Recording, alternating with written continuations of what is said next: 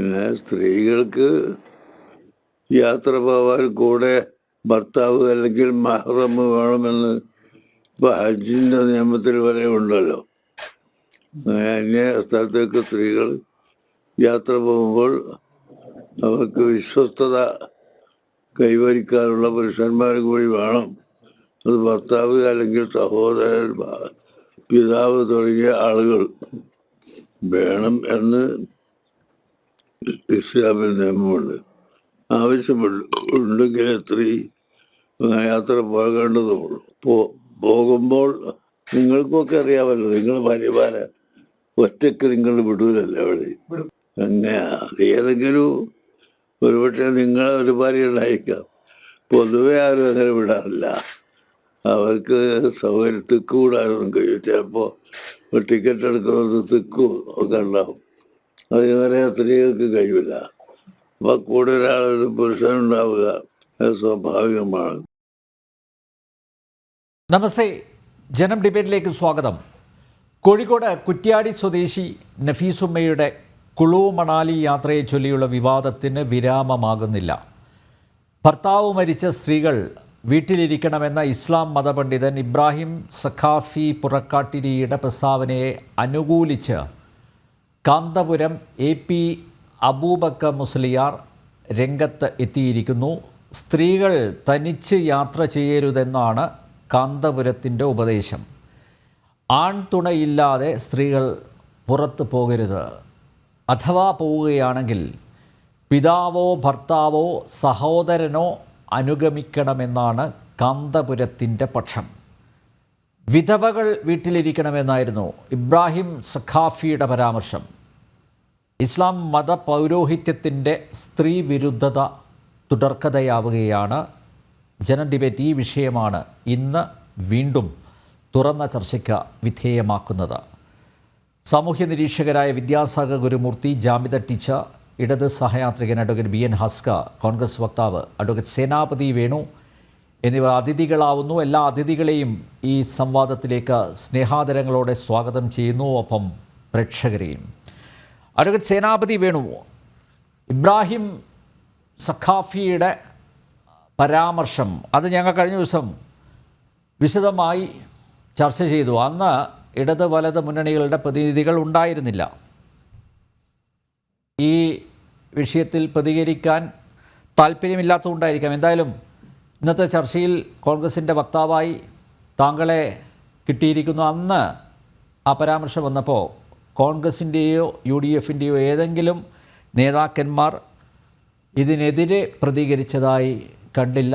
ഇപ്പോഴിതാ കാന്തപുരം AP അബൂബക്കർ മുസ്ലിയാറും അദ്ദേഹത്തിൻ്റെ വക്കാലത്തുമായി രംഗത്ത് വന്നിരിക്കുകയാണ്. കാന്തപുരത്തിൻ്റെ പരാമർശത്തെ എങ്ങനെ നോക്കിക്കാണുന്നു?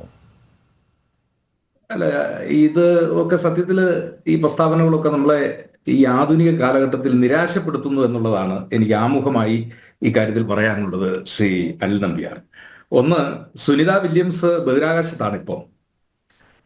കൽപ്പന ചൗള പോയി തിരിച്ചു വന്നു, അവർക്ക് രക്ഷപ്പെടാൻ കഴിഞ്ഞില്ല എന്നുള്ളതേ ഉള്ളൂ. നമ്മൾ അങ്ങനെ ഒരു കാലഘട്ടത്തിൽ എത്തി നിൽക്കുന്നു.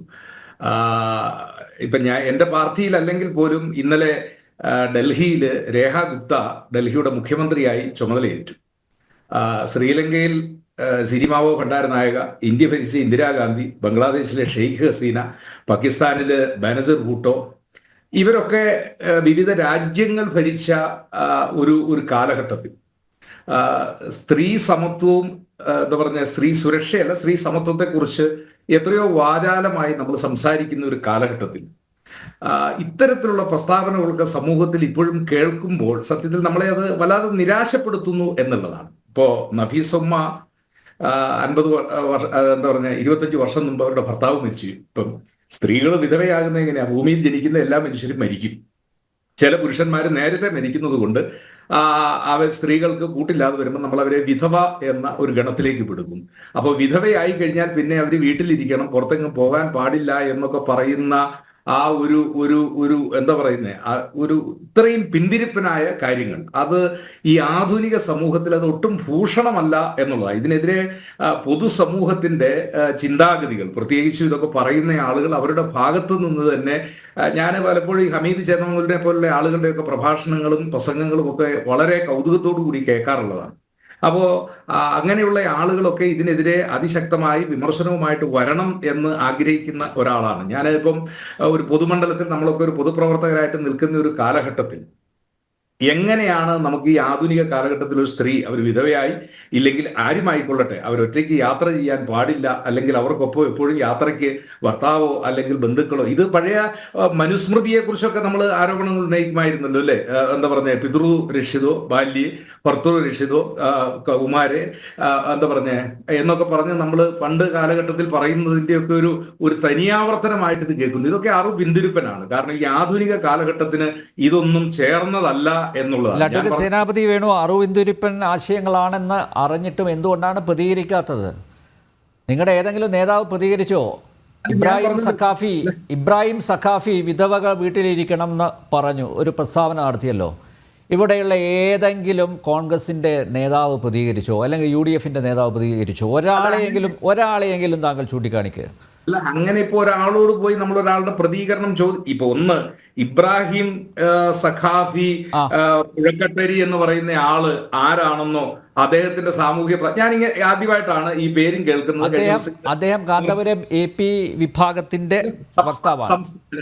ആയിക്കോട്ടെ. അല്ല, ഞാൻ പറഞ്ഞത് അദ്ദേഹത്തിന്റെ ഒരു പ്രസ്താവന അപലപിക്കപ്പെടേണ്ടതായി ഏതെങ്കിലും കോർണറിൽ നിന്ന്, സാമൂഹികമായിട്ട് ഏതെങ്കിലും കോർണറിൽ, ഇപ്പോ ബഹുമാനായ ശ്രീ ഹസ്കറെ പോലുള്ള ആളുകളൊക്കെ ഇവിടെ ഇരിപ്പുണ്ട്. അപ്പോൾ ഇത് അങ്ങനെ ഏതെങ്കിലും ലെവലിൽ നമ്മൾ ഇതിനെതിരെ പ്രതികരിക്കേണ്ട ഒരു പ്രസ്താവനയാണ് എന്ന് നമ്മൾ നിങ്ങൾ ആരോടും പ്രതികരണം ചോദിച്ചിട്ടില്ല. നിശ്ചയമായിട്ടും ഏതെങ്കിലും ഒരു സ്വാമി ഇതുപോലുള്ള ഒരു പ്രസ്താവന നടത്തിയാൽ എന്തായിരിക്കും നിങ്ങളുടെ ഏതെങ്കിലും ഒരു സ്വാമി?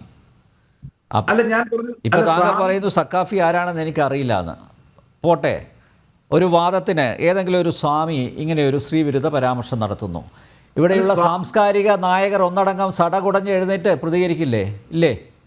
അല്ല, ഞാൻ പറഞ്ഞത് സ്വാമി നടത്തിയാലും സന്യാസി നടത്തിയാലും മതപുരോഹിതൻ നടത്തിയാലും അതല്ല എങ്കിൽ മറ്റാര് മതപണ്ഡിതൻ നടത്തിയാലും ഇത്തരത്തിലുള്ള പ്രസ്താവനകൾ സമൂഹത്തിൽ ഉയർന്നു കഴിഞ്ഞാൽ നിങ്ങൾ ആരോട് പ്രതികരണം ചോദിച്ചാലും ആ പ്രതികരണം പറയുന്ന ആളുകൾ നിശ്ചയമായിട്ടും പറയുന്നത് ഇത് ആധുനിക കാലഘട്ടത്തിന് ഒട്ടും ഭൂഷണമല്ല, ചേരുന്നതല്ല ഈ പ്രസ്താവനയെന്ന് ആരോട് നിങ്ങൾ ചോദിച്ചു കഴിഞ്ഞാലും അവർ പറയുന്നത് ആയിരിക്കും എന്നുള്ള കാര്യത്തിൽ തർക്കമില്ല. ഇപ്പൊ കാന്തപുരം അദ്ദേഹം സൂചിപ്പിച്ചത് എന്താ, സ്ത്രീകൾ യാത്ര പോകുമ്പോ ഭർത്താവിന്റെ തുണയുണ്ടാകുന്നത്, അല്ലെങ്കിൽ പിതാവിന്റെ തുണയുണ്ടാകുന്നത്, മക്കളുടെ തുണയുണ്ടാകുന്നത്, അതൊക്കെ നമ്മൾ എല്ലാ കാലഘട്ടത്തിലും സമൂഹത്തിൽ എല്ലാവരും പറയുന്നതല്ലേ. ഇപ്പൊ ആ തുണ ഇല്ലാത്ത ഒരാൾക്ക് യാത്ര ചെയ്യാൻ പാടില്ല എന്നൊരു ഒരു വാചകം പറയുമ്പോൾ അത് നിശ്ചയമായിട്ടും ആര് പറഞ്ഞാലും ആ തരത്തിലുള്ള പ്രസ്താവന സമൂഹത്തിൽ എതിർക്കപ്പെടേണ്ടതാണ് എന്നുള്ള കാര്യത്തിൽ യാതൊരു തർക്കവുമില്ല. ശ്രീനമ്പ്യ. ഓക്കെ, വിദ്യാസാഗർ, പിതാവും ഭർത്താവും സഹോദരനും ആൺകുട്ടികളും വീട്ടിലില്ലാത്ത പെൺമക്കളും ഭാര്യമാരും സഹോദരിമാരും അമ്മമാരും കുഴഞ്ഞല്ലോ ശ്രീ ഗുരുമൂർത്തി. ഒരത്യാവശ്യത്തിന് വീട്ടിൽ നിന്നും പുറത്തിറങ്ങണമെങ്കിൽ ഇവരെന്ത് ചെയ്യും? ഒന്നുകിൽ അയൽപ്പക്കത്തെ ആണുങ്ങളെ വിളിക്കണം, അല്ലേ? എന്നും വിളിക്കാൻ പറ്റില്ല, അത് മുസീബത്ത് ആകും. അവിടെയും ഈ വർഗം ആപ്പ് വയ്ക്കും. അപ്പോൾ സദാചാരത്തിൻ്റെ വാളെടുത്ത് വീശും. എസ്കോട്ട് പോകാൻ വാടകയ്ക്ക് ആണുങ്ങളെ വിളിച്ചാലും കുഴയും. ഇപ്പം എന്താ ചെയ്യുക? നമുക്ക് മനസ്സിലാക്കേണ്ടുന്ന ഒരു പ്രധാനപ്പെട്ട വിഷയം, ഇവിടെ ഇസ്ലാം എന്ന മതം ഓരോ ദിവസവും ആഗോള തലത്തിൽ തന്നെ ചർച്ച ചെയ്യപ്പെടുന്ന, അതും കൂടുതലും ഋണാത്മകമായ അതിന്റെ വശങ്ങളെ തുറന്നു കാട്ടുന്ന ഒരു കാലഘട്ടത്തിലാണ് നമ്മൾ ജീവിക്കുന്നത്. നമുക്കറിയാം 70-കൾ 60-കളുടെ ഒടുക്കം 70-കൾ 80-കളെല്ലാം കേരളത്തിൽ ഹിന്ദു മതത്തെ അതിന്റെ പഴയകാല ചില വ്യവസ്ഥകളെ പറ്റിയുള്ള ചർച്ചകളും പൊളിച്ചെഴുത്തുകളും ഒക്കെ നമ്മുടെ നാട്ടിലുണ്ടായി. അതിനു മുമ്പേ തന്നെ ഒരുപക്ഷെ VT ഭട്ടതിരിപ്പാടിന്റെ കാലത്തൊക്കെ വളരെ കാര്യമായി തന്നെയുള്ള ഈ സ്മാർത്ഥ വിചാരത്തെ പറ്റിയൊക്കെയുള്ള ചർച്ചകൾ നടക്കുകയും ഹിന്ദു സമൂഹം അതിൽ നിന്നൊക്കെ പാഠം ഉൾക്കൊണ്ട് വളരെയധികം പുരോഗമിക്കുകയും ചെയ്തു. പക്ഷെ ഇവിടെ ഒരു മൗലികമായ വ്യത്യാസം എന്താണെന്ന് വെച്ചാല്, ഇപ്പോ നേരത്തെ സേനാപതി വേണുജി പറഞ്ഞതുപോലെ ഈ പിതാ രക്ഷതി കൗമാരെ എന്നുള്ള ആ ശ്ലോകത്തിനോടൊപ്പം തന്നെ മനുസ്മൃതിയിൽ വായിക്കേണ്ട മറ്റൊരു ശ്ലോകമാണ് എത്ര നാര്യസ്തു പൂജ്യന്തേ രമന്തേ തത്ര ദേവത. എവിടെ സ്ത്രീകൾ ആദരിക്കപ്പെടുന്നുവോ അവിടെ എല്ലാ ദേവതകളും താനെ സന്തോഷിക്കുന്നു എന്നതുകൊണ്ട്. മാത്രവുമല്ല, ഇതിനൊക്കെ സ്മൃതിയുടെ കാലഘട്ടത്തിന് മുൻപാണ് ശ്രുതിയുടെ കാലഘട്ടം, വേദത്തിന്റെ കാലഘട്ടം. വൈദിക കാലഘട്ടത്തിൽ അനേകം ഋഷികമാരുണ്ടായിരുന്നു. ഇപ്പോ പിന്നെ ഘന, വിശ്വവാദിനി, ബ്രഹ്മവാദിനി, പിന്നെ തുടങ്ങിയിട്ടുള്ള അനേകം, യാജ്ഞവൽക്കിന്റെ ഭാര്യ, ഇങ്ങനെ തുടങ്ങി എത്രയോ സംവാദങ്ങൾ. യാജ്ഞവൽക്കിനോട് ഭാര്യ എഴുന്നേറ്റ് നിന്ന് ചോദിക്കുന്ന ചോദ്യങ്ങൾ ഉപനിഷത്തിൽ അതുപോലെ കൊടുത്തിട്ടുണ്ട്. ഇന്നൊന്നും ആരും ഇന്നത്തെ കാലത്ത് പോലും ഒരു ഭർത്താവിനോട് ചോദിക്കാൻ, അല്ല ഭർത്താവും ലോകത്ത് മാന്യനായി വളരെ അറിയപ്പെടുന്ന ഒരു ഋഷിയോട് ഒരു ഭാര്യ ചോദിക്കാവുന്ന തരത്തിലുള്ള ചോദ്യമാണ്. അതിലൊക്കെ ഏറെ അയാളുടെ ബൗദ്ധിക സാമർഥ്യത്തെ ചോദ്യം ചെയ്യും വിധമുള്ള ചോദ്യങ്ങളാണ് മൈത്രേയയുടെ പിന്നെ സംവാദത്തിലുള്ളത്. അപ്പൊ അങ്ങനെ വളരെ തെളിഞ്ഞ ബുദ്ധി, മേധാവിലാസം ഉണ്ടായിരുന്ന ഒരു കാലഘട്ടം വളരെ മുൻപ് തന്നെ ഭാരതം ആർജിച്ചിരുന്നു. പിൽക്കാലത്ത് പിന്നീട് വന്ന കാലഘട്ടങ്ങളിലാണ് ഉടമ അടിമ സമ്പ്രദായങ്ങൾ വന്നതോടുകൂടി, അല്ലെങ്കിൽ മറ്റു പല ഈ ജൈന ബൗദ്ധ സ്വാധീനം. ഉദാഹരണം പറഞ്ഞ എല്ലാവരും ബുദ്ധനെ വലിയ ആളായിട്ട് പറയും. മഹാനായ ഓഷോ രജനീഷ് വളരെ വ്യക്തമായി പറഞ്ഞൊരു കാര്യമുണ്ട്. ബുദ്ധന് സ്ത്രീകളെ ലിറ്ററലി ഭയമായിരുന്നു. ഓഷോ വലിയൊരു ബൗദ്ധ സാഹിത്യത്തെ ലോകത്തിന് മുമ്പിൽ വരച്ചു കാട്ടിയ, ബൗദ്ധ സാഹിത്യത്തെ അങ്ങേയറ്റം ശ്ലാഘിച്ച ഒരു പ്രഭാഷകനായിരുന്നു ഓഷോ. ഓഷോ പോലും ബുദ്ധനെ പറ്റി പറഞ്ഞൊരു ന്യൂനത, അയാൾക്ക് സ്ത്രീകളെ ഭയമായിരുന്നു എന്നാണ്. സുജാത എന്നൊരൊറ്റ ശിഷ്യയല്ലാതെ മറ്റൊരാളെ പോലും അവിടെ അടുപ്പിച്ചിട്ടില്ല. ഇന്നും ബുദ്ധ സംഘങ്ങളിൽ ലോകത്ത് തലപ്പത്തേക്ക് ഒരിക്കലും സ്ത്രീകൾ വരാറില്ല. ക്രിസ്തു മതത്തിലും ഒരു പോപ്പായിട്ട് ഒരു സ്ത്രീ ഒരിക്കലും സങ്കല്പിക്കപ്പെടുക പോലുമില്ല. എന്തിനു പോപ്പാവണം? ഏതെങ്കിലും നാട്ടിലെ പള്ളിയിൽ കുർബാന നടത്താൻ സ്ത്രീകൾക്ക് സാധിക്കില്ല. എന്നാൽ കേരളത്തിൽ പോലും അനേകം ക്ഷേത്രങ്ങളിൽ സ്ത്രീകൾ പൂജാരിണിമാരായിട്ട് ഹിന്ദു മതത്തിനകത്തുണ്ട്. മാതാമൃതാനന്ദമയി ദേവി തന്നെ ഒരു സ്ത്രീ എന്ന നിലയ്ക്ക് ഏതാണ്ട് 25ഓളം ക്ഷേത്രങ്ങൾ പ്രതിഷ്ഠിക്കുകയും അതിന് തന്ത്രിയായിരിക്കുകയും ചെയ്യും. മാത്രമല്ല, അവിടെ പൂജ ചെയ്യുന്നവരിൽ മിക്കയിടങ്ങളിലും സ്ത്രീകളാണ് പൂജ ചെയ്യുന്നത്. അങ്ങനെ പറയുമ്പോൾ ലോകത്ത് ഹിന്ദുമതം വളരെ പെട്ടെന്ന് ഈ മാറ്റങ്ങൾക്ക് വിധേയമായി, മാറ്റങ്ങളോട് സഹിഷ്ണുത കാണിച്ചുകൊണ്ട് ഒട്ടും അസഹിഷ്ണുത കാണിക്കാതെ വളരുമ്പോൾ ഇസ്ലാം മതം എന്ത് ചെയ്യുന്നു? പൗരോഹിത്യത്തിന്റെ പിടിയിൽ അമർന്നു പോകുന്നത് പോലെ കെട്ടുപോകുന്നു. അത് വലിയൊരു, നമ്മുടെ സഹോദര സമുദായങ്ങളാണ് ഇവരൊക്കെ, മനുഷ്യരാണ് എല്ലാവരും അടിസ്ഥാനപരമായിട്ട്. നഫീസ് ഉമ്മയുടെ അവസ്ഥ എന്താന്ന് വെച്ചാൽ, നഫീസ് ഉമ്മ കൂട്ടിലടയ്ക്കപ്പെട്ട ഒരു തത്ത ആകാശം സ്വന്തമാക്കുമ്പോൾ ഉണ്ടാവുന്ന ആഹ്ലാദം കാണിച്ചതാണ്. എടി ഖദീജെ, എടി ഫാത്തിമെ, നീയൊക്കെ വീട്ടിലിരുന്ന് ഇങ്ങനെ ചൊറി പിടിച്ച് ഇങ്ങനെ ഇരിക്കണ്ട, ഇവിടെ വന്ന് കുളു മണാലിയിലൊക്കെ ഒന്ന് വാ, ഒന്ന് ആഹ്ലാദിക്ക് എന്നൊക്കെ പറഞ്ഞു പോയി. 2 സെന്റ് സ്ഥലമുണ്ട്, അത് വിറ്റിട്ട് വരണമെന്നാ പറഞ്ഞിരിക്കുന്നത്. അതെ, അതാണ് പറഞ്ഞത്. നമ്മൾ പണ്ട് പറയുമല്ലോ, പിന്നെ കാണം വിറ്റ് ഓണം ഉണ്ണണമെന്ന് പറയുമല്ലോ. കാണം എന്ന് പറഞ്ഞാൽ നമ്മുടെ പ്രമാണമാണ്. അപ്പൊ എന്താണ്, നമുക്കൊരു സന്തോഷിക്കാനുള്ള ഒരു അവസരത്തിൽ ആ സന്തോഷം, നിഷ്കളങ്കമായ ഒരു സന്തോഷത്തിന് എന്തു ചെയ്ത് ത്യാഗം ചെയ്തും യാത്ര ചെയ്യണം എന്നുള്ളൊരു സന്ദേശം കൊടുത്ത ഈ നമ്മുടെ അടുത്ത കാലത്ത് കേട്ട ഏറ്റവും നല്ലൊരു ഉപദേശമാണത്. പക്ഷേ മതപുരോഹിതർ ഇത് ചൊടിപ്പിക്കാനുള്ള പ്രധാനപ്പെട്ട കാരണം, ഞാൻ പറഞ്ഞതിന് വിരുദ്ധമായിട്ട് ഹിന്ദുമതത്തിന്റെ പ്രമാണ ഗ്രന്ഥങ്ങളിൽ ഇല്ലാത്ത കാര്യമാണ് പിന്നെ ഒരു കാലത്ത് പുരോഹിതർ പ്രാക്ടീസ് ചെയ്തിരുന്നത്. അതിനെയാണ് വീട്ടി ഭട്ടതിരിപ്പാട് അടക്കമുള്ളവർ ചോദ്യം ചെയ്ത് പൊളിച്ചെഴുതിയത്. എന്നാൽ ഇസ്ലാമിന്റെ കാര്യം അങ്ങനെയല്ല. ഇസ്ലാമിന്റെ മതപ്രമാണമായ ഖുർആൻ, അതുപോലെ തന്നെ ഖുർആൻ ഓരോ ആയത്തും ഇറക്കപ്പെട്ട സാഹചര്യം വിശദമാക്കുന്ന ഹദീസുകൾ, സ്വഹീഹായ ഹദീസ്, ബുഖാരിയുടെയും ഇമാം ബുഖാരിയുടെ ഹദീസ്, സ്വഹീഹായ ഹദീസുകളും അതിന്റെ വിശദീകരണമായ തഫ്സീറുകളും എല്ലാം വീണ്ടും എടുത്തു പറയുന്ന ഒരു കാര്യം, ഒരു പെണ്ണ് ബലാത്സംഗം ചെയ്യപ്പെട്ടാൽ പോലും അതിന് 2 പുരുഷന്മാരുടെ സാക്ഷി വേണം, അല്ലെങ്കിൽ അത് അവൾ നുണ പറഞ്ഞതായിട്ട് ഇസ്ലാം കരുതുള്ളൂ. ഇത് ഇസ്ലാമിലുള്ള നിയമമാണ്. Can you ever imagine about this kind of a black tradition? ഒരു ലോകത്ത് ഈ 21ാം നൂറ്റാണ്ടിൽ ഇത്രയും അന്ധകാരം നിറഞ്ഞ ഒരു സമുദായത്തെ ചിന്തിക്കാൻ പറ്റുമോ? ഞാൻ പറയാൻ കാരണം, ഒരു സ്ത്രീ ഒരിടത്ത് വെച്ച്, വിജനമായ ഒരു സ്ഥലത്ത് വെച്ച് ഒരു സ്ത്രീ ബലാത്കാരം ചെയ്യപ്പെട്ടു, അല്ലെങ്കിൽ അവൾ വീട്ടിൽ ബലാത്കാരം ചെയ്യപ്പെട്ടു. അവൾ ഒരിടത്ത് പരാതിപ്പെട്ടാൽ, ഇസ്ലാമിക കോടതിയിൽ പരാതിപ്പെട്ടാൽ, കോടതി ആദ്യം ആവശ്യപ്പെടുക, നിങ്ങൾ 2 പുരുഷ സാക്ഷികളെ ഹാജരാക്കാൻ പറയും. ഇതെന്താ, ബലാത്കാരം ചെയ്യാൻ പോകുമ്പോഴേക്ക് ഫോൺ വിളിച്ച്, മോനെ പിന്നെ നജീബ എങ്ങോട്ട് പോരും, മുസ്തഫ അങ്ങോട്ട് പോരും, ഇത് കണ്ടു നിൽക്ക് എന്നാരെയും പറയും. അപ്പൊ അന്ധമായി സ്ത്രീക്ക് ഒരിക്കലും നീതി കിട്ടരുത് എന്ന രീതിയിലാണ് ഈ സാധനം മുഴുവൻ എഴുതി വെച്ചിട്ടുള്ളത്. ഇസ്ലാമിന്റെ പ്രമാണ ഗ്രന്ഥങ്ങളിൽ മുഴുവനുള്ളത് ഇതാണ്. അത് എന്താണ് കാന്തപുരം അബൂബക്കർ മുസ്ലിയാരെയും ഈ പറഞ്ഞ നേരത്തെ പറഞ്ഞ അദ്ദേഹത്തിന്റെ പേര് ഞാൻ മറന്നു, ഇപ്പൊ ഒരാളെ പറ്റി പറഞ്ഞില്ലേ, സക്കാഫി ഒരു വേറെ ഏതൊരു സഖാഫ്, ഈ സഖാഫിയും ഈ പറഞ്ഞ ഇതൊക്കെ ഡിഗ്രികളാണ്. ഇവരുടെ ഇസ്ലാം മതത്തിൽ മതം പഠിച്ചിട്ടുള്ള ഡിഗ്രികളാണ്. നദ്വി, സഖാഫി എന്നൊക്കെ പറഞ്ഞ ഡിഗ്രികളുണ്ട്. അതെ അതെ. അപ്പൊ ഇവരൊക്കെ പറഞ്ഞതിന്റെ അർത്ഥം എന്താണ്? ഇവർ സത്യസന്ധരാണ്, ഇസ്ലാമിൽ സത്യസന്ധരാണ് സുന്നികൾ. എന്താ കാരണം? അവർ ഇതിനകത്തുള്ള മുഴുവൻ വിഡ്ഢിത്തരങ്ങൾ പുറത്ത് വിളിച്ചു പറയുന്നു. എന്നാൽ മുജാഹിദ് പ്രസ്ഥാനവും ജമാഅത്തെ ഇസ്ലാമിയും ഇതൊക്കെ പുറത്ത് കുത്തിയിട്ടിട്ട് ഇത് വളരെ പരിഷ്കൃതമായ ഒരു മതമാണെന്ന് കാണിക്കാൻ വേണ്ടി ഇതൊന്നും പുറത്ത് പറയാതിരിക്കുന്നു. എന്നാൽ ഞാൻ കോഴിക്കോട് ജില്ലയിൽ ഒരു മുസ്ലിം സുഹൃത്തിന്റെ വിവാഹത്തിന് പങ്കെടുത്തു. ഇപ്പോഴല്ല, 8 വർഷം മുമ്പേ. ആ വിവാഹത്തിൽ ഞാൻ പോയപ്പോ ഈ മറയിട്ടിട്ട് ഒരു ഭാഗത്ത് പുരുഷന്മാരെ കാണാൻ പോലും പറ്റില്ല. ആ വിവാഹത്തിന്റെ പിന്നെ വീട്ടിലേക്ക് വരുമ്പോൾ തന്നെ, പന്തലിലേക്ക് വരുമ്പോൾ തന്നെ 2 ഭാഗം ശരിക്കും മറച്ചിരിക്കുകയാണ് പുരുഷന്മാരെ, സ്ത്രീകളെ. ഇപ്പോഴും അങ്ങനെയാണ് ജമാഅത്തെ അയാൾ വലിയ ജമാഅത്ത് പ്രവർത്തകനാണ്. ജമാഅത്തെ ഇസ്ലാമിക്കാർ പോലും സ്ത്രീയും പുരുഷനും വിവാഹ സൽക്കാരങ്ങളിൽ പോലും തമ്മിൽ ഇടപഴകരുത് എന്ന് ചിന്തിക്കുന്നവരാണ്. അപ്പോൾ ജമാഅത്തെ ഇസ്ലാമിക്കാരൻ പക്ഷേ ഇത് പുറത്തു പറഞ്ഞിട്ട് സോഷ്യൽ മീഡിയയുടെ അടി കൊള്ളാനോ ഇതുപോലെ ചർച്ചകളിലെ തല്ലുകൊള്ളാനോ നിൽക്കില്ല. കാന്തപുരത്തിന് ഇപ്പോഴും നേരം വെളിച്ചായിട്ടില്ലാത്തതുകൊണ്ട് കാന്തപുരം ഇപ്പോഴും കോഴി കൂവുന്നവർ, അന്ധനായ കോഴി ഉച്ചയ്ക്ക് കൂവുന്നത് പോലെ, ഒന്നുകൂടി പറയാം, അന്ധനായ കോഴി ഉച്ചയ്ക്ക് കൂവുന്നത് പോലെ സൂര്യൻ ഉദിച്ചോ ഇല്ലയോ എന്ന് പോലും അറിയാത്ത കാന്തപുരത്തിന്റെ ആളുകൾ ഇപ്പോൾ സത്യം വിളിച്ചു പറയുന്നു. ഇത് ഇസ്ലാമിനകത്തുള്ള സാധനമാണല്ലോ പറഞ്ഞത്. ഞാൻ ചോദിക്കട്ടെ, ഒരു സ്ത്രീ അപകടകരമാം വണ്ണം ബലാത്കാരം ചെയ്യപ്പെട്ടാൽ പോലും അവൾക്ക് 2 സാക്ഷികൾ വേണമെന്നാണ് ഇസ്ലാമിക കോടതി. അതും പുരുഷൻ സാക്ഷികൾ വേണം. പുരുഷന്മാർ പറയണോ ഇപ്പോൾ ബലാത്കാരം ചെയ്യപ്പെട്ടു എന്ന്?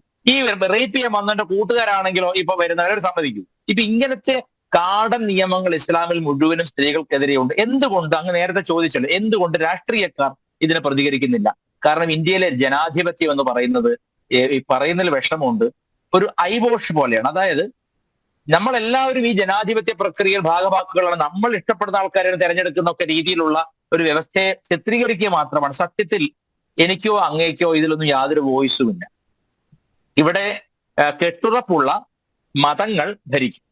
വളരെ കെട്ടുറപ്പുള്ള ഒരു നേതാവ് പറഞ്ഞാൽ അനുസരിക്കുന്ന, വോട്ടിടുന്ന, അല്ലെങ്കിൽ ആ തരത്തിൽ സംഘടിതമായി രാഷ്ട്രീയ പ്രസ്ഥാനങ്ങളെ കയ്യിലിട്ട് പാവ പോലെ കറക്കാൻ കഴിവുള്ള മതങ്ങളാണ് ഭാരതത്തിൽ ഏത് സംസ്ഥാനത്തിലും ഭരിക്കുന്നത്. അപ്പൊ അവരെ പിണക്കിക്കൊണ്ട് അവരുടെ മതത്തിൽ ഇത്രത്തോളം കാടത്തം നിറഞ്ഞ സ്ത്രീവിരുദ്ധമായ, ശിശുവിരുദ്ധമായ കാര്യങ്ങൾ പോലും ഉണ്ടെന്നുള്ളത് പുറത്തു പറയുവാൻ ആരും താല്പര്യപ്പെടുന്നില്ല. അങ്ങനെ പറഞ്ഞാൽ ആ പാർട്ടി ഇവന് ജയിക്കില്ല.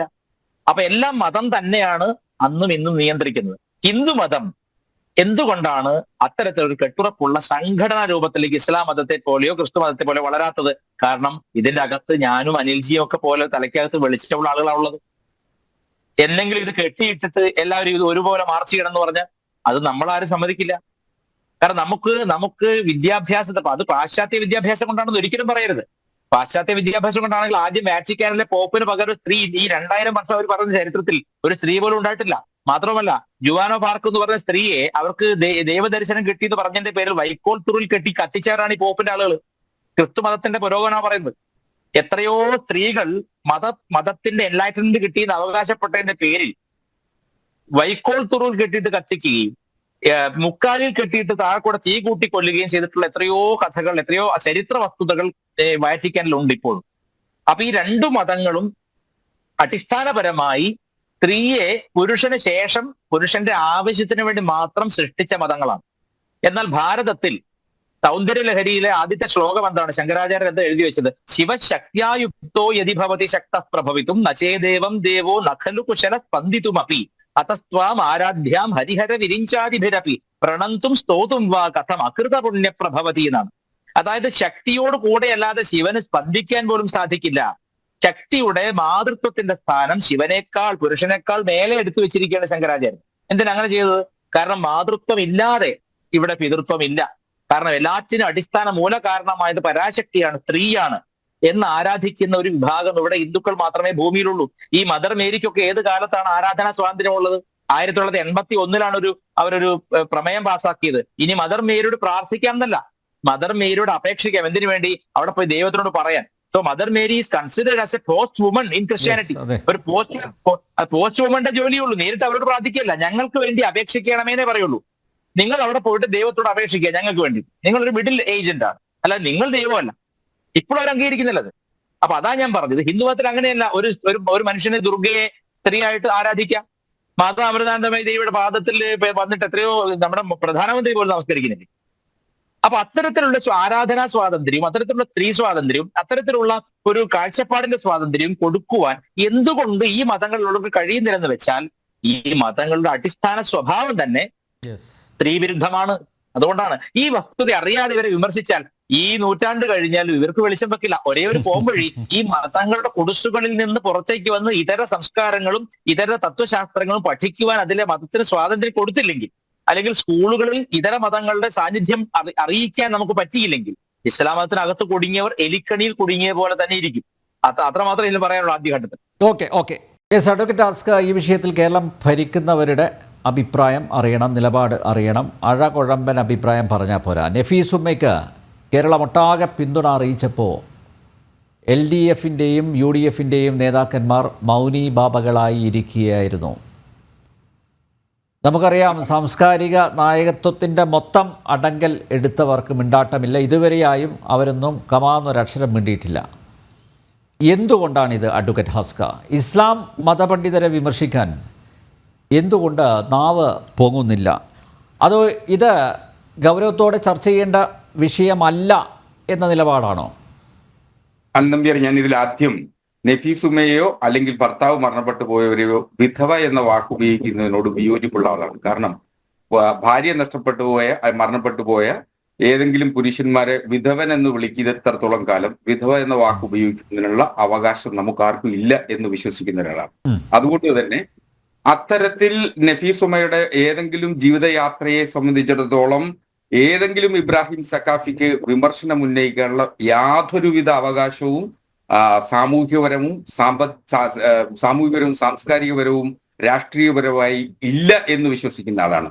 സമസ്തയുടെ മുതിർന്ന നേതാക്കന്മാരിലാണ് ഇബ്രാഹിം സഖാഫി. സ്വാഭാവികമായും ഇബ്രാഹിം സഖാഫിയുടെ വാക്കുകൾ സുന്നി സമൂഹത്തെ സംബന്ധിച്ചിടത്തോളം അത് ഒരു അവസാന വാക്ക്, കാന്തപുരത്തെ പോലെ അവസാനത്തെ വാക്കുകളായി വിശ്വസിക്കപ്പെടും എന്നുള്ളതാണ്.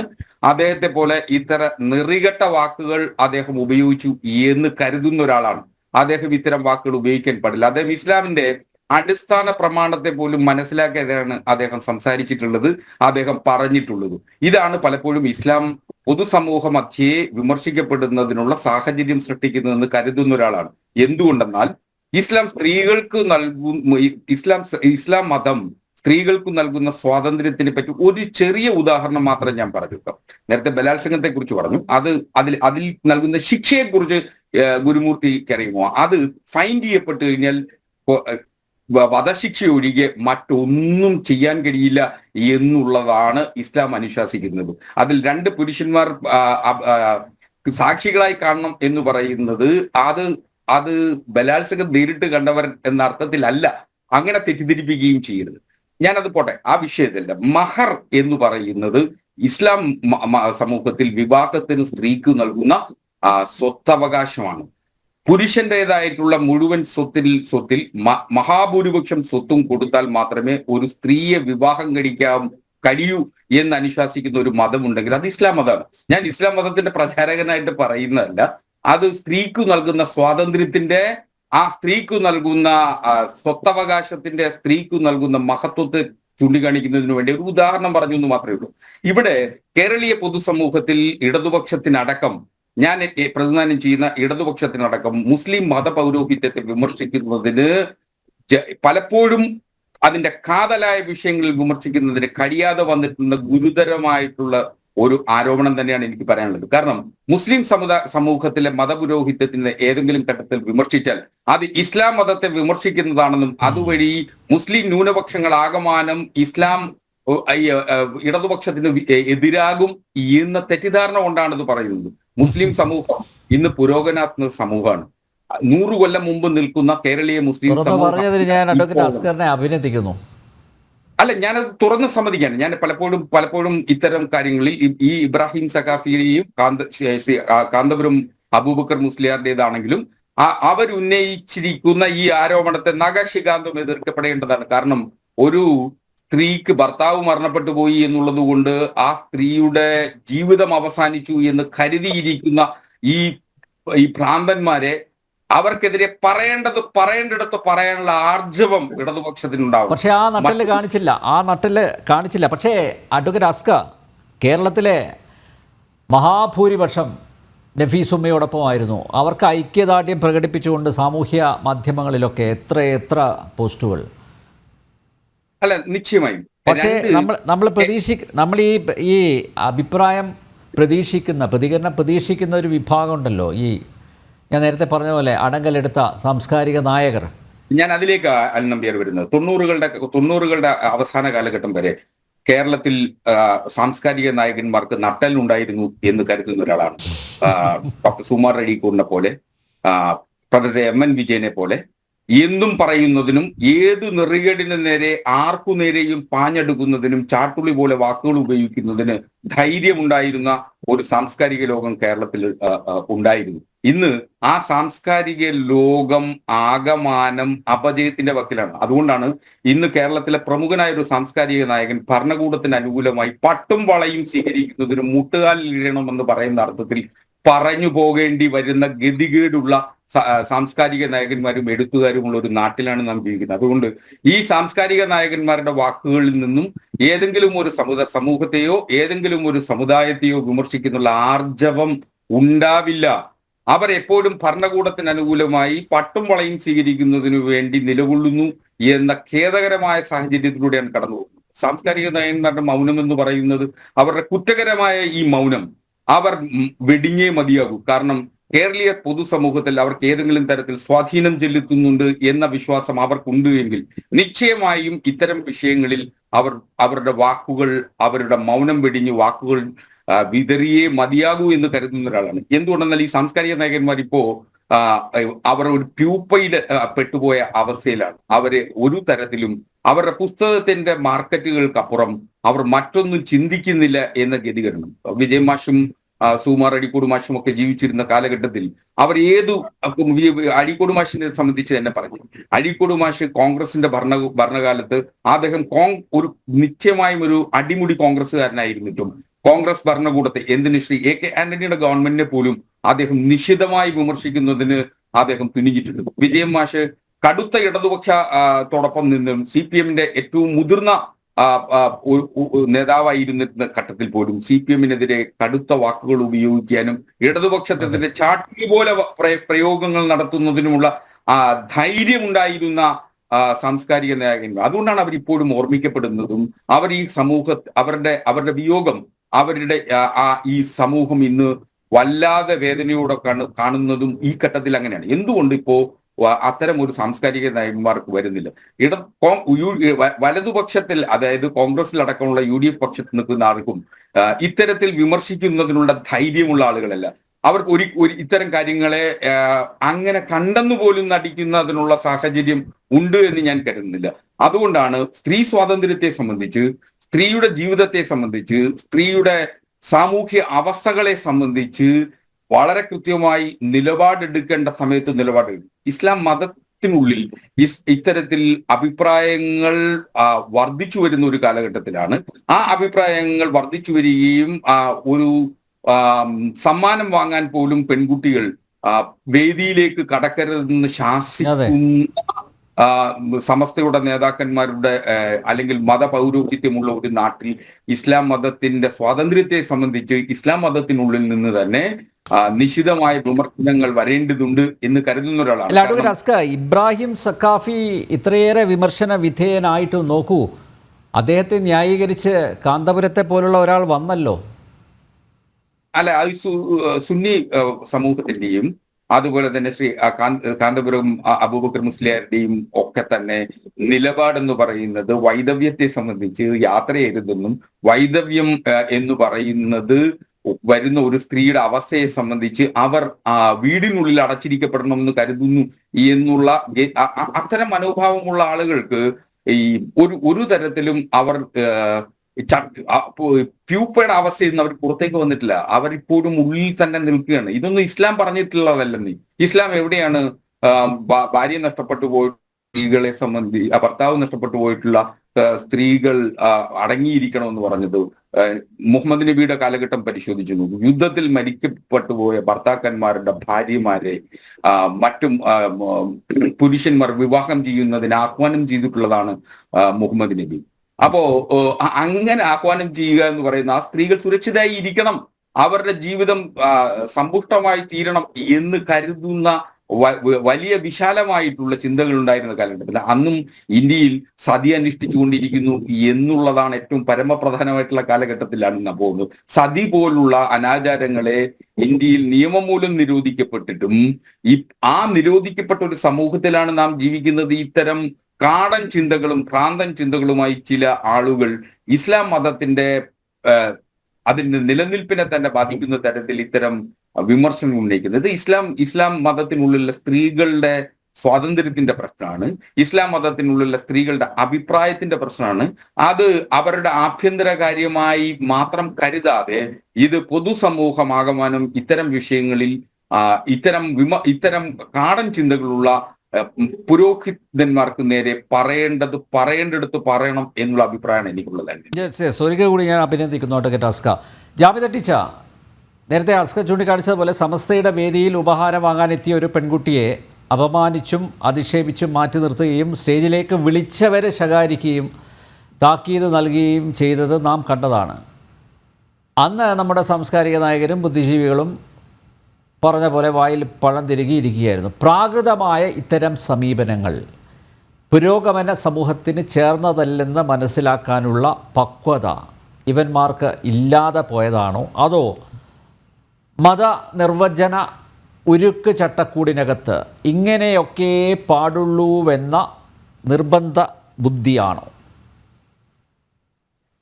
ആദ്യമായിട്ട് തന്നെ അഭിഭാഷകനായിട്ടുള്ള അഡ്വക്കേറ്റ് ഹസ്കറിന് ഭാവുകങ്ങൾ നേരുന്നു. കാരണം താങ്കൾ 6-ാം നൂറ്റാണ്ടിന്റെ മതത്തിൽ നിന്നും ഒരുപാട് വിഭിന്നമായി ചിന്തിക്കുന്ന വ്യക്തിയാണ്. അതുകൊണ്ട് തന്നെ വല്ലാത്ത സന്തോഷമുണ്ട് താങ്കളോടൊപ്പം ഒരു ചർച്ചയിൽ പങ്കെടുക്കാൻ സാധിച്ചത്. ആദ്യം താങ്കൾ മനസ്സിലാക്കേണ്ടുന്ന ഒരു കാര്യം, ഞാൻ ഈ വിഷയത്തിലേക്ക് വരുന്നതിന് മുമ്പ് താങ്കൾ പറഞ്ഞ 1-2 പോയിന്റ് എനിക്കൊന്ന് മനസ്സിലാക്കി തരാനുണ്ട്. ഒന്ന്, മഹറാണ്. മഹർ എന്ന പദം ഖുർആനിലില്ല. ഖുർആനിലുള്ളത് അജ്ർ എന്ന പദമാണ്. കൂലി, ഒരു സ്ത്രീയുമായി ബന്ധപ്പെട്ട് കഴിഞ്ഞാൽ അവർക്ക് കൊടുക്കുന്ന കിടക്ക അതല്ലെങ്കിൽ കിടപ്പറ പങ്കിട്ടതിന്റെ കൂലി, അതിന് നമ്മൾ യോനിക്കൂലി എന്ന് പറയാം. അത് ഇവിടെ പറയാൻ പറ്റുമോ എന്ന് എനിക്കറിയില്ല. എന്തായിരുന്നാലും അജിർ, പാടത്ത് പണിയെടുക്കുന്നവന് കൊടുക്കുന്ന കൂലി അജിർ. താങ്കൾ പണിയെടുത്താൽ താങ്കൾക്ക് കിട്ടുന്നത് അജിർ, ഞാൻ പണിയെടുത്താൽ എനിക്ക് കിട്ടുന്നത് അജിർ. അങ്ങനെ അജിർ എന്ന് പറഞ്ഞാൽ കൂലി എന്ന് മാത്രമേ അർത്ഥമുള്ളൂ. മഹർ എന്ന പദം ഖുർആനിലില്ല. പിന്നെ 2, താങ്കള് ഗുരുസാഗർ മൂർത്തിക്ക് ഒരു മറുപടി കൊടുക്കുന്നുണ്ടായിരുന്നു ബലാത്സംഗത്തെ സംബന്ധിച്ച്, സാക്ഷികളെ കുറിച്ച്. ഗുരുസാഗർ മൂർത്തിയാണ് കൃത്യമായ രൂപത്തിൽ ഇസ്ലാമിക പക്ഷം എന്താണ് എന്ന് വിശദീകരിച്ചത്. ഒരു ഹദീസ് ഉണ്ട്, പ്രവാചകന്റെ അടുത്തേക്ക് ഒരു സ്ത്രീ വന്നിട്ട് പറഞ്ഞു, പ്രവാചകരെ, ഞാൻ ഒരു ദുർനടപ്പുകാരിയാണ്, ഞാൻ വ്യഭിചരിച്ചിട്ടുണ്ട്, എനിക്ക് താങ്കൾ ശിക്ഷ തന്നാലും. അപ്പൊ പ്രവാചകൻ ഒരു ഭാഗത്തേക്ക് തിരിഞ്ഞു. അപ്പം ആ സ്ത്രീ തിരിഞ്ഞ് പ്രവാചകന്റെ ആ ഭാഗത്തേക്ക് തന്നെ വന്നു നിന്നിട്ട് പറഞ്ഞു, പ്രവാചകരെ, എനിക്ക് താങ്കൾ ശിക്ഷ തരൂ. അങ്ങനെ 2-3 തവണ പ്രവാചകൻ നിരുത്സാഹം പ്രകടിപ്പിച്ചപ്പോഴും ആ സ്ത്രീ പറഞ്ഞു, എനിക്ക് ശിക്ഷ തരൂ പ്രവാചകരെ. അങ്ങനെ ഒരു കുഴി കുത്തി ആ കുഴിക്കകത്ത് നിർത്തി പ്രവാചകനും അനുയായികളും കൂടി ആ സ്ത്രീയെ എറിഞ്ഞു കൊന്നതായിട്ട് ഇസ്ലാമിക ചരിത്രം വീക്ഷിക്കുന്നുണ്ട്. അതുപോലെ സ്വർഗവും നരകവും കണ്ടിട്ട് മടങ്ങി വന്ന സമയത്ത് പ്രവാചകൻ ജിബ്രീലുമായി സംസാരിക്കുന്ന ഒരു ശ്രേണിയുണ്ട്. ഖുർആൻ തന്നെയുണ്ട്, ഇസ്രാ എന്ന് പറയുന്ന അധ്യായം തന്നെ അതിനെ സംബന്ധിച്ചിട്ടുള്ളതാണ്. ഇത് ഖുർആനും ഹദീസും ആയതുകൊണ്ടാണ് ഞാനിത് പറയുന്നത്. അതിനകത്ത് ഒരുപാട് സ്ത്രീകളുടെ ബ്രസ്റ്റിൽ കൊളുത്തിട്ട് വലിച്ചിരിക്കുന്നതായി പ്രവാചകൻ കാണുന്നു. അപ്പൊ പ്രവാചകൻ ജിബ്രീലിനോട് ചോദിക്കുന്നു, ജിബ്രീലെ, എന്താണത്? അപ്പൊ പറയുന്നു, ആ സ്ത്രീ വ്യഭിചരിച്ച സ്ത്രീയാണ്, ഹറാം പറന്ന കുട്ടികൾക്ക് ജന്മം നൽകിയ സ്ത്രീയാണ്, അതുകൊണ്ടാണ്. അപ്പം പ്രവാചകനും ചിന്തിച്ചില്ല ഈ സ്ത്രീക്ക് ഒറ്റയ്ക്ക് വ്യഭിചരിക്കാൻ പറ്റില്ല. അപ്പോൾ ഇവരുടെ ബ്രസ്റ്റിൽ കൊളുത്തിട്ട ആ പഠിച്ചവന് സാധ്യമായ ഒരു കൊളുത്ത് ആ പുരുഷനും ഇടാമായിരുന്നു. അപ്പോഴും സ്ത്രീ വിരുദ്ധതയാണ് അവിടെയും നിഴലിച്ചു കാണുന്നത്. പിന്നീട് അഡ്വക്കേറ്റ് ഹസ്കർ പറഞ്ഞു, പ്രവാചകൻ ഭയങ്കരമായ സ്ത്രീ സ്വാതന്ത്ര്യം നൽകിയ ആളാണെന്ന്. അല്ല ഹസ്കർജി, അതായത് പ്രവാചകൻ മക്കയിലേക്ക് വരുന്ന സമയത്ത് ഹുവൈലിദ് എന്ന് പറയുന്ന തന്റെ പിതാവിന്റെ മുഴുവൻ സമ്പത്തും വെച്ചിട്ട് ബിസിനസ് ചെയ്യുന്ന വിധവയും 2-ലധികം മക്കളുടെ മാതാവുമാണ് ഖദീജ. പ്രവാചകൻ വന്നതിന് ശേഷം പ്രവാചകൻ അവരെ അപ്പിക്കുപ്പായത്തിനകത്ത് തളച്ച് വീട്ടിന്റെ അകത്തളത്തിൽ ഇരുത്തി. പിന്നീട് ഒരിക്കലും അവർക്ക് ബിസിനസ് ചെയ്യാൻ പുറത്തിറങ്ങേണ്ടി വന്നിട്ടില്ല. പ്രവാചകൻ പറഞ്ഞു, ഖദീജ, ഇന്നു മുതൽ നിന്റെ സമ്പത്ത് എന്റെ സമ്പത്താണ് എന്ന് ഡിക്ലെയർ ചെയ്യണം. അന്ന് രജിസ്ട്രേഷൻ സംവിധാനങ്ങളൊന്നും ഇല്ലല്ലോ. അങ്ങനെ പ്രവാചകൻ എല്ലാ തരത്തിലുള്ള സ്ത്രീ സ്വാതന്ത്ര്യത്തെയും കൂച്ചുവിലങ്ങിട്ട വ്യക്തിയാണ് ഞാൻ ഇസ്ലാമിക പ്രമാണങ്ങളിലൂടെ മനസ്സിലാക്കിയ പ്രവാചകൻ. ഓക്കെ, 25 വർഷങ്ങൾ ഇക്കഴിഞ്ഞ കാലയളവിൽ നമ്മൾ എടുത്താല് കേരളത്തിലെ മുസ്ലിങ്ങൾക്കിടയിൽ സംഭവിച്ച ഒരുപാട് മതപരമായിട്ടുള്ള മാറ്റങ്ങൾ നമുക്ക് കാണാൻ പറ്റും. അവര് പൊതുജനതയോട്, പൊതുസമൂഹത്തോട്, ഇന്ത്യൻ ഭരണഘടനയോട് പല രൂപത്തിലും ഒത്തുപോകുന്നതായിട്ട് നമുക്ക് കാണാൻ പറ്റും. 5ാം ക്ലാസ്സിലെ പൊതുപരീക്ഷയോടുകൂടി മുമ്പ് അവസാനിപ്പിച്ചിരുന്നു മദ്രസകളിലെ മതപഠനം. അത് പെൺകുട്ടികൾക്കടക്കം 12ാം ക്ലാസ് വരെ ഉയർത്തി. എന്തിനാണ്? കുട്ടികൾക്ക് ഭൗതിക വിദ്യാഭ്യാസത്തിൽ നിന്നും തടയാൻ വേണ്ടിയിട്ടാണ്. പക്ഷേ കുട്ടികൾ ഇത് രണ്ടും ഈക്വൽ ആയിട്ട് കൊണ്ടുപോയി. ഞാൻ ഒരുപാട് മദ്രസകളിൽ പഠിപ്പിച്ചിട്ടുള്ള ആളാണ്. സുന്നി, ജമാഅത്തെ ഇസ്ലാമി, മുജാഹിദ്, തബ്ലീഗ് ജമാഅത്ത്, തൗഹീദ് ജമാഅത്തിന്റെ ഒക്കെ മദ്രസകളിൽ പഠിപ്പിച്ചിട്ടുള്ള ആളാണ്. ഉസ്താദുമാര് കുട്ടികളെ കൈകാര്യം ചെയ്യുന്നത് കൊണ്ട് അധ്യാപികമാരെ ആക്കിയിട്ട് പെൺകുട്ടികളെ മുഴുവനും പഠിപ്പിക്കാനുള്ള സൗകര്യം അധ്യാപികമാർക്ക് ചെയ്തു. എന്നിട്ടും ഈ പെൺകുട്ടികൾ ട്യൂഷന് പോകുമായിരുന്നു, സ്കൂളിൽ പോകുമായിരുന്നു, മദ്രസകളിൽ വരുമായിരുന്നു. നബിദിന ഘോഷയാത്രയിൽ നിന്നും പൊതുവേദികളിൽ നിന്നും പെൺകുട്ടികളെ വിലക്കി നിർത്തി. അത് ഇപ്പം കുറച്ചുകൂടി പുരോഗതിയിലേക്ക് വന്നിട്ടുണ്ട്. ആൺകുട്ടികൾക്ക് തൊപ്പിയും പെൺകുട്ടികൾക്ക് അപ്പിക്കുപ്പായവും പോലെയുള്ള വസ്ത്രങ്ങൾ നിർബന്ധമാക്കി. അതും പല കുട്ടികളും വലിച്ചെറിഞ്ഞിട്ട് പുറന്തോടൊക്കെ ഭേദിച്ചവര് പുറത്തേക്ക് വരുന്നുണ്ട്. ഓരോ കിലോമീറ്ററിലും മിനിമം 3 പള്ളി എന്ന രൂപത്തിൽ വർദ്ധിച്ചിട്ടുണ്ട്. നമ്മൾ നേട്ടവും കോട്ടവും പറയണമല്ലോ. എല്ലാ മുസ്ലിം പള്ളികളിലും ലൗഡ് സ്പീക്കർ നിരോധിച്ചിട്ട് പോലും അതിന്റെ അലയൊലികൾ, ആ നിയമത്തെ പോലും, ഭരണഘടനയെ, ഹൈക്കോടതിയുടെ വിധിയെ ഒക്കെ ലംഘിച്ചിട്ട് അവരിങ്ങനെ വിളിച്ചു പറയുന്നുണ്ട്. ഇതിനൊക്കെ എതിരെ ആരും ഇതേവരേക്കും സംസാരിച്ച് നമ്മൾ കണ്ടിട്ടില്ല. ഈ കാന്തപുരം പല തവണകളിലായി ഒരുപാട് സ്ത്രീ വിരുദ്ധതകൾ പറഞ്ഞിട്ടുണ്ട്. ഇടകലരരുത് എന്ന് പറഞ്ഞു. സ്ത്രീയും പുരുഷനും ഒരുമിച്ച് യാത്ര ചെയ്യരുത് എന്ന് പറഞ്ഞു. നമുക്കറിയാം, ജാറങ്ങളോടനുബന്ധിച്ചിട്ടുള്ള ഘോഷയാത്രകള്, ഉറൂസുകള്, പള്ളിയിലെ ഉത്സവങ്ങള്, ഇതിനൊക്കെ എന്തുകൊണ്ടാണ് ഇവർ ഇതിനകത്ത് സ്ത്രീകളും പുരുഷനും ഇടകലരരുത് എന്ന് പറയാൻ പറ്റാത്തത്? സാംസ്കാരിക സംഘടനകളുണ്ട്, ക്ലബ്ബുകളുണ്ട്. ഇതിന്റെയൊക്കെ കീഴിലാണ് പലപ്പോഴും ഉറൂസുകളൊക്കെ അരങ്ങേറുന്നത് തന്നെ. അതിനകത്ത് ആനയുടെ എഴുന്നള്ളത്തുകളുണ്ട്, ഗാനമേളകളുണ്ട്, പള്ളിയിലെ ഉസ്താദുമാരുടെ മതപ്രഭാഷണങ്ങളുണ്ട്, അവരുടെ ഭീഷണി പ്രഭാഷണങ്ങളൊക്കെ നിലനിൽക്കുമ്പോൾ തന്നെ ഇതൊക്കെ നമ്മുടെ നാട്ടിൽ നടക്കുന്നുണ്ട്. ഭർത്താവ് മരിച്ച ഏത് പ്രായത്തിലുള്ള സ്ത്രീയെയും കൃത്യം 4 മാസത്തോളം ഇരുട്ടറയിൽ പൂട്ടിയിടുന്നതിൽ വിട്ടുവീഴ്ചയില്ലാതെ കണിശത പുലർത്തുന്ന ഒരു മതത്തിനകത്ത് നിന്നുകൊണ്ടാണ് അസ്കർജി പറയുന്നത് വിധവ എന്ന പദം ഞാൻ പ്രയോഗിക്കില്ല. അതാ ഞാൻ പറഞ്ഞത്. 6ാം നൂറ്റാണ്ടിന്റെ മതത്തിൽ നിന്നും താങ്കൾ പുറത്തു വന്നിരിക്കുന്നു. എത്രമാത്രം ആധുനികമായിട്ട് നമുക്ക് ചിന്തിക്കാൻ സാധിക്കുന്നു, അത്രമാത്രം പ്രാകൃതമായ മതത്തിൽ നിന്ന് നമ്മൾ പുറത്തു വന്നു എന്നാണ് മനസ്സിലാക്കേണ്ടത്. മണിക്കൂർ ഒന്നിന് ലക്ഷക്കണക്കിന് രൂപ വീതം വാങ്ങിയിട്ടാണ് പലരും പ്രഭാഷണങ്ങൾക്ക് വരാറുള്ളത്.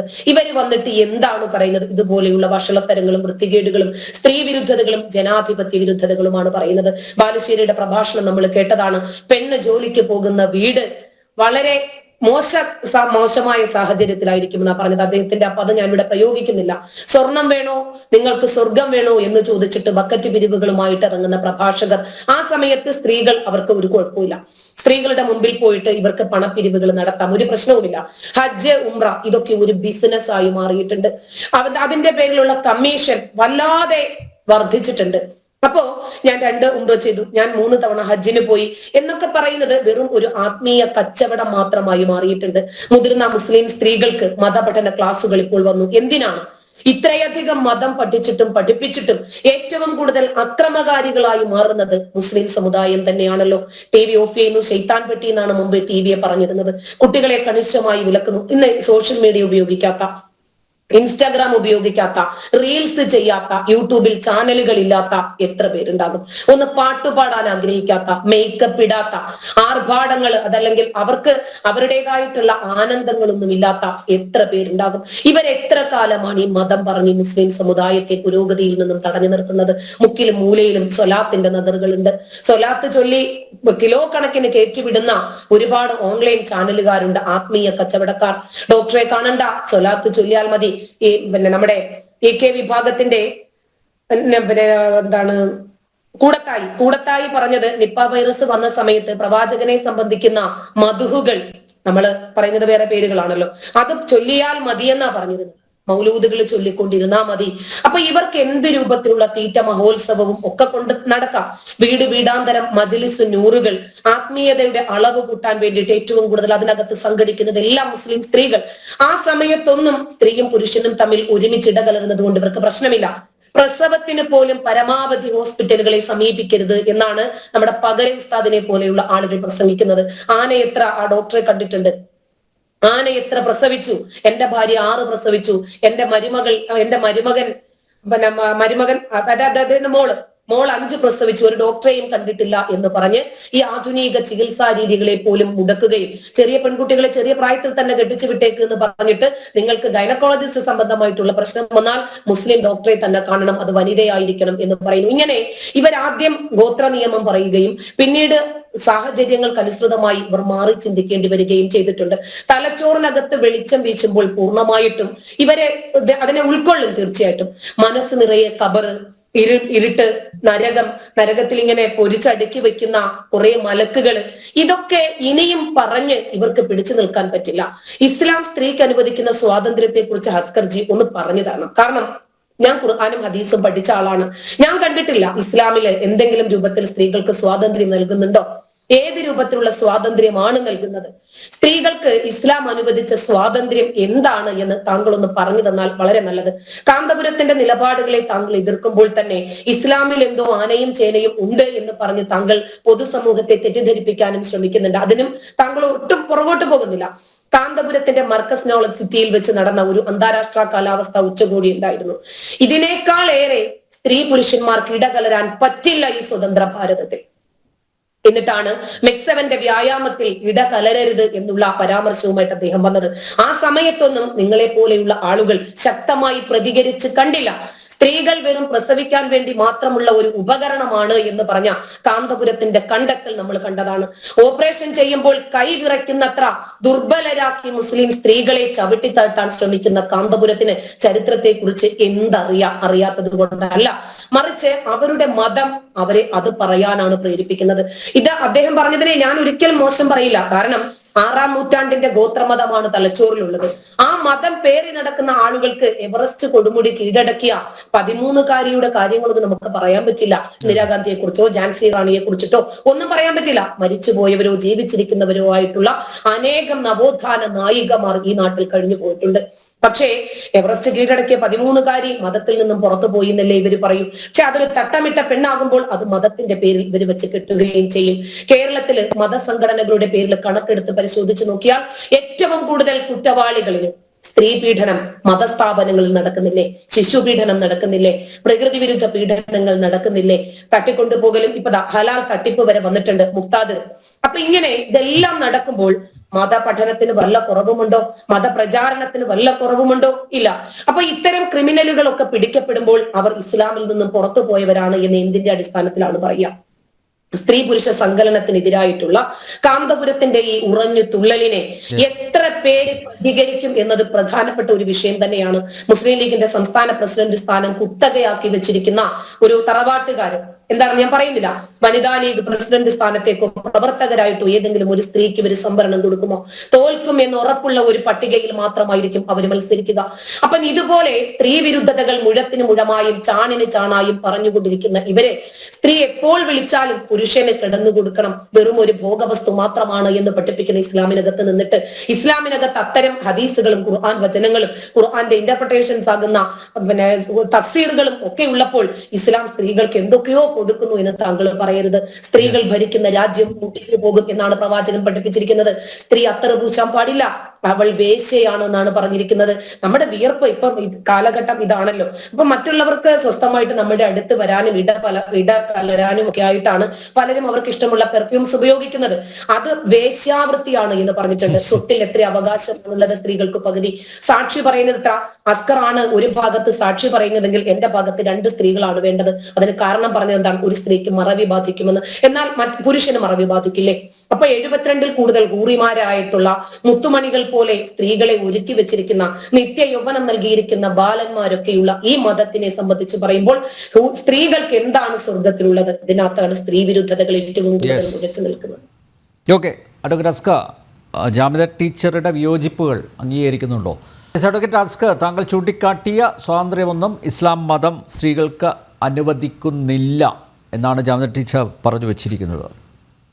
അന്നമ്പിയർ, ഞാൻ ജാമിദ ടീച്ചറിന്റെ നല്ല വാക്കുകൾക്ക് നന്ദി പറയുന്നു. ഒന്ന്. രണ്ടാമതായി, സൂറത്തുൽ നിസ ഖുറാനിലെ ഒരു പ്രബലമായ സൂറത്താണ്.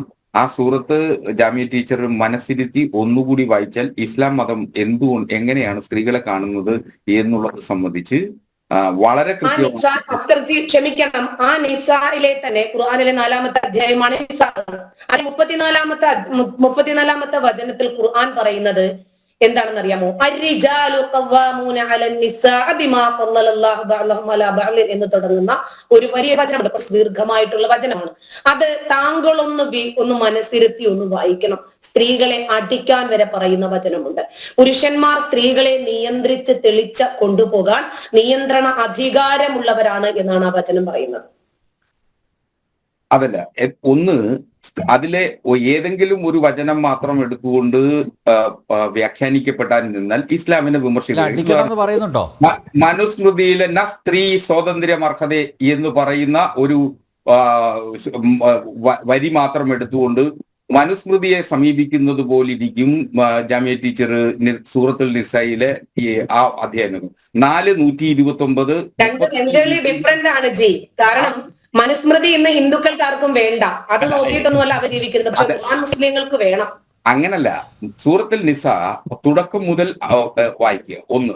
രണ്ട്, സ്ത്രീ സൃഷ്ടിക്കപ്പെട്ട മനഃപ്പാഠമുള്ള ആളാണ്.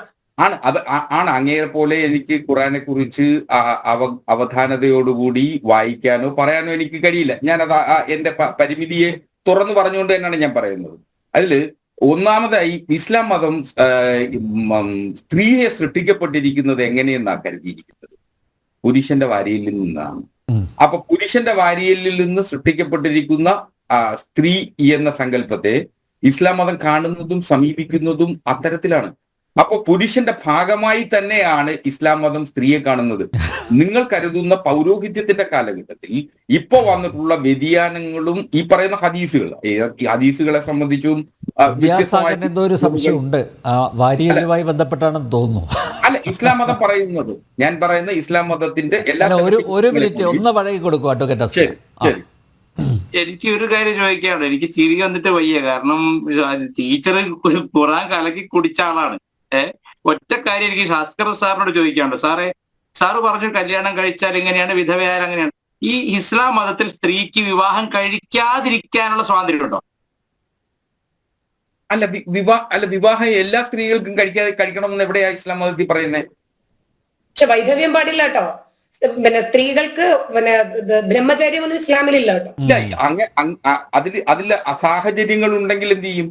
അല്ല, എവിടെയെങ്കിലും, അതായത് എവിടെയെങ്കിലും ഖുറാനിൽ woman can stay single unmarried, അത് വലിയ കൊടിയ പാവങ്ങൾ. ഹദീസ് എടുത്ത് വായിക്കും, ബുഖാരിയുടെ ഹദീസ് വായിക്കും. അല്ല, ഇതിൽ ഹദീസുകളെ സംബന്ധിച്ചുള്ള പ്രശ്നം എന്ന് വെച്ച് കഴിഞ്ഞാൽ, ഹദീസുകളെ സംബന്ധിച്ച് അതൊരു ആധികാരിക ഗ്രന്ഥമാണോ എന്ന് അല്ല, വിശുദ്ധ ഖുർആൻ പറയുന്നതിനപ്പുറം ഹദീസുകളിലെ സാറേ ഒറ്റ ചോദ്യം. 34-ാമത്തെ ചാപ്റ്റർ ഖുറാനിലെ 34-ാമത്തെ അൽ അഹ്സാബിലെ 25 മുതൽ അങ്ങ് വായിച്ചോട്ടെ. അൽ അഹ്സാബ് പറയുന്നത്, അൽ അഹ്സാബിലെ ഒരു പ്രത്യേക വചനം പറയാം. ഒന്നല്ല, അനേകമുണ്ട്. മുഹമ്മദ് നബിക്ക് മാത്രം ദൈവം ചില പ്രത്യേക സ്പെഷ്യൽ ഓഫറിംഗ് കൊടുക്കുകയാണ്. അതായത് മറ്റൊരു ഇസ്ലാം മത വിശ്വാസിക്ക് ഇല്ലാത്ത ഓഫറാണ്. എന്താണ്? ഒരാൾ അയാളുടെ മകന്റെ ഭാര്യയിൽ മകൻ ആവശ്യം നിറവേറ്റി കഴിഞ്ഞാൽ മകന്റെ ഭാര്യയെ അയാൾക്ക് കല്യാണം കഴിക്കാം. അതുപോലെ അയാളുടെ വലത് കൈ അടിമപ്പെടുത്തിയിരിക്കുന്ന, വലത് കൈ ഉടമപ്പെടുത്താത്ത ഖുറാൻ വാക്കിന്റെ അർത്ഥം അടിമ സ്ത്രീകൾ. അതിനർത്ഥം ഇസ്ലാം മതവും പ്രവാചകനും അടിമത്വത്തെ പ്രോത്സാഹിപ്പിച്ചിരുന്നു എന്നാണ് അർത്ഥം. അള്ളാഹുവിന്റെ വചനമാണ്, നിന്റെ വലം കൈ ഉടമപ്പെടുത്തിയ സ്ത്രീകൾ, അടിമ സ്ത്രീകളെയും നിനക്ക് യഥേഷ്ട വിവാഹം കഴിക്കാം. നിന്റെ മകൻ കല്യാണം കഴിച്ച ഭാര്യയിൽ നിന്ന് അവന്റെ ആവശ്യം നിറവേറ്റിക്കഴിഞ്ഞാൽ അച്ഛന്, അതായത് അമ്മായി അച്ഛന് കല്യാണം കഴിക്കാം. ഇതൊക്കെ അതിന്റെ ഒടുവിൽ പറയണം, ഇതൊക്കെ നിനക്ക് മാത്രം. ഈ വേറെ വളരെ വിചിത്രമായ ഓർഡർ ഉണ്ട് ദൈവത്തിന്റെ. എന്താണെന്നറിയോ? ഏതെങ്കിലും ഒരു വിശ്വാസിനിയായ സ്ത്രീ നിനക്ക് സ്വന്തം ശരീരം സമർപ്പിക്കാൻ ഇച്ഛിക്കുന്നുവെങ്കിൽ അതും നിനക്ക് സ്വീകരിക്കാം. എന്ന് വെച്ചാൽ ഒരു മാരേജ് സ്പ്രീ ആണ്. വെറും കല്യാണമല്ല, marriage free, you can marry anyone. ഇങ്ങനെ ഒരു അധികാരം മറ്റൊരു വിശ്വാസിക്കില്ല, ഇദ്ദേഹത്തിന് മാത്രമാണ്. അപ്പൊ ഞാൻ ചോദിക്കുന്നത്, എന്ത് തരത്തിലുള്ള ഒരു മൊറാലിറ്റിയാണ് ഈ ദൈവത്തെ ഭരിക്കുന്നത്? ഒന്ന്. രണ്ട്, അങ്ങ് പറഞ്ഞു പുരുഷന്റെ ഒരു ഭാഗം വാരിയിൽ നിന്നുണ്ടാക്കിയതാണെന്ന്. അത് തന്നെ അങ്ങേപ്പോലെ ഇത്രയും പഠിപ്പുള്ള, അറിവുള്ള, അങ്ങൊരു വക്കീലാണ്, നല്ല വായനയുള്ള ആളാണ്, അങ്ങ് പോലും വിശ്വസിക്കുന്നു അത് ശരിയാണ്, സ്ത്രീയെ പുരുഷന്റെ വാരിയിൽ നിന്നുണ്ടാക്കിയത്. അപ്പൊ അവർക്ക് അത്രയും സ്വാതന്ത്ര്യമുള്ള തരത്തിലല്ലേ ഇപ്പൊ അങ്ങ് പറഞ്ഞത്? അങ്ങനെയല്ല, ഒരിക്കലല്ല. സ്ത്രീ പുരുഷന്റെ വാരിയിൽ നിന്ന് സൃഷ്ടിക്കപ്പെട്ടിരിക്കുന്നു എന്ന സങ്കല്പത്തെ സംബന്ധിച്ചിടത്തോളം അതിന്റെ അടിസ്ഥാന വിചാരധാര എന്ന് പറയുന്നത് തുല്യതയാണ്. ഒന്ന്. രണ്ട്, അത് തുല്യതയാണ്. സ്ത്രീ പുരുഷന്റെ ഭാഗമാണ്. നിങ്ങൾക്ക് എന്റെ വ്യാഖ്യാനം, സ്ത്രീയെ പുരുഷന്റെ ഏറ്റവും വളഞ്ഞ ദുർബലമായ വാരിയലിൽ നിന്നാണ് സൃഷ്ടിക്കപ്പെട്ടിരിക്കുന്നത് എന്ന് പറഞ്ഞ പ്രവാചകൻ പറഞ്ഞു. അത് നോക്കാൻ ശ്രമിക്കരുത്, വക്രതയോടുകൂടി തന്നെ നീ ഉപയോഗിക്കുക. അതിനകത്ത് അടിച്ചമർത്തലാണ് സാധ്യ, അതിനകത്ത് അതല്ല. നമുക്കൊരു ഒരു ഒരു ഒരു ഒരു വസ്തുതയെ രണ്ട് രീതിയിൽ, രണ്ട് വീക്ഷണകോണുകളിൽ നിന്ന് രണ്ടു പേർക്ക് കാണാം. ഞാൻ കാണുന്നത് അത് തുല്യതയായിട്ട് തന്നെയാണ്. എന്നെ പോലെ പറഞ്ഞത് തുല്യതയായിട്ടല്ല, പക്ഷെ നബി പറഞ്ഞിരിക്കുവാണ് അതിനെ വക്രതയോടുകൂടി ഉപയോഗിക്കാനും നോക്കാൻ ശ്രമിച്ചാൽ നബി പറഞ്ഞിട്ടുണ്ട്. അങ്ങനെയല്ല, സ്ത്രീ അങ്ങനെയായിരുന്നുവെങ്കിൽ ഇപ്പൊ നേരത്തെ പറഞ്ഞ മകന്റെ ഭാര്യയെ ഉപേക്ഷിക്കപ്പെടാതിരിക്കുന്നതിന് വേണ്ടി മകന്റെ ഭാര്യയെ വിവാഹം കഴിക്കുന്നതിന് നബിക്ക് അനുമതി കൊടുക്കുന്ന വിശാലത പറയുക എന്ന് പറയുന്നത് സ്വാഭാവികമായും സ്ത്രീകൾ അങ്ങനെ അനാഥരാക്കരുത് എന്നുള്ളത് കൊണ്ടാണ്. അങ്ങനല്ല. അസ്കർ സാറിനോട് ഒറ്റ ചോദ്യം. സാറ് ഖുറാനിലെ ഒരു ആയത്ത് കാണുമ്പോ അത് ഇന്ന സാഹചര്യം എങ്ങനെയാ മനസ്സിലാക്കുന്നത്, ഹദീസ് ഇല്ലാതെ? അല്ല, ഹദീസും ഖുറാന്റെ ആയത്തുകളുമായി ഒരു കാരണവശാലും കണക്ട് ചെയ്യരുത്. അതെങ്ങനെയാ? ഒരു പ്രത്യേക ഹദീസ് പഠിക്കണ്ടേ? അല്ല, അത് വലിയ അബദ്ധമാണ്. അങ്ങനല്ലല്ല, വലിയ അബദ്ധമാണ്. ഖുർആനില്ലെങ്കിൽ വെറുതെ ദൈവം പറയാണോ നീ ഇന്ന ആൾക്കാരുണ്ടാവുമല്ലോ, ആ കോണ്ടക്സ്റ്റ് എവിടെ നിന്ന് പഠിക്കുന്നു? അല്ല, ഇപ്പൊ ഉദാഹരണത്തിന് ഇത്തരത്തിൽ നമ്മളൊരു സമീപനം സ്വീകരിച്ചു കഴിഞ്ഞാൽ വിശുദ്ധ ഖുർആൻ പറയുന്നത് കേൾക്കുക, അത് അനുശ്വസിക്കുക എന്നുള്ള പറയുന്നത് ഹദീസുകൾ പറയുന്നതാണോ നമ്മൾ അനുസരിക്കുന്നത്? അല്ലല്ല, എന്റെ ചോദ്യത്തിലുള്ളൂ സാറേ, എനിക്ക് വേറെ വിമർശനമൊന്നുമില്ല. സാറിന് ഒറ്റ ചോദ്യമുള്ളൂ.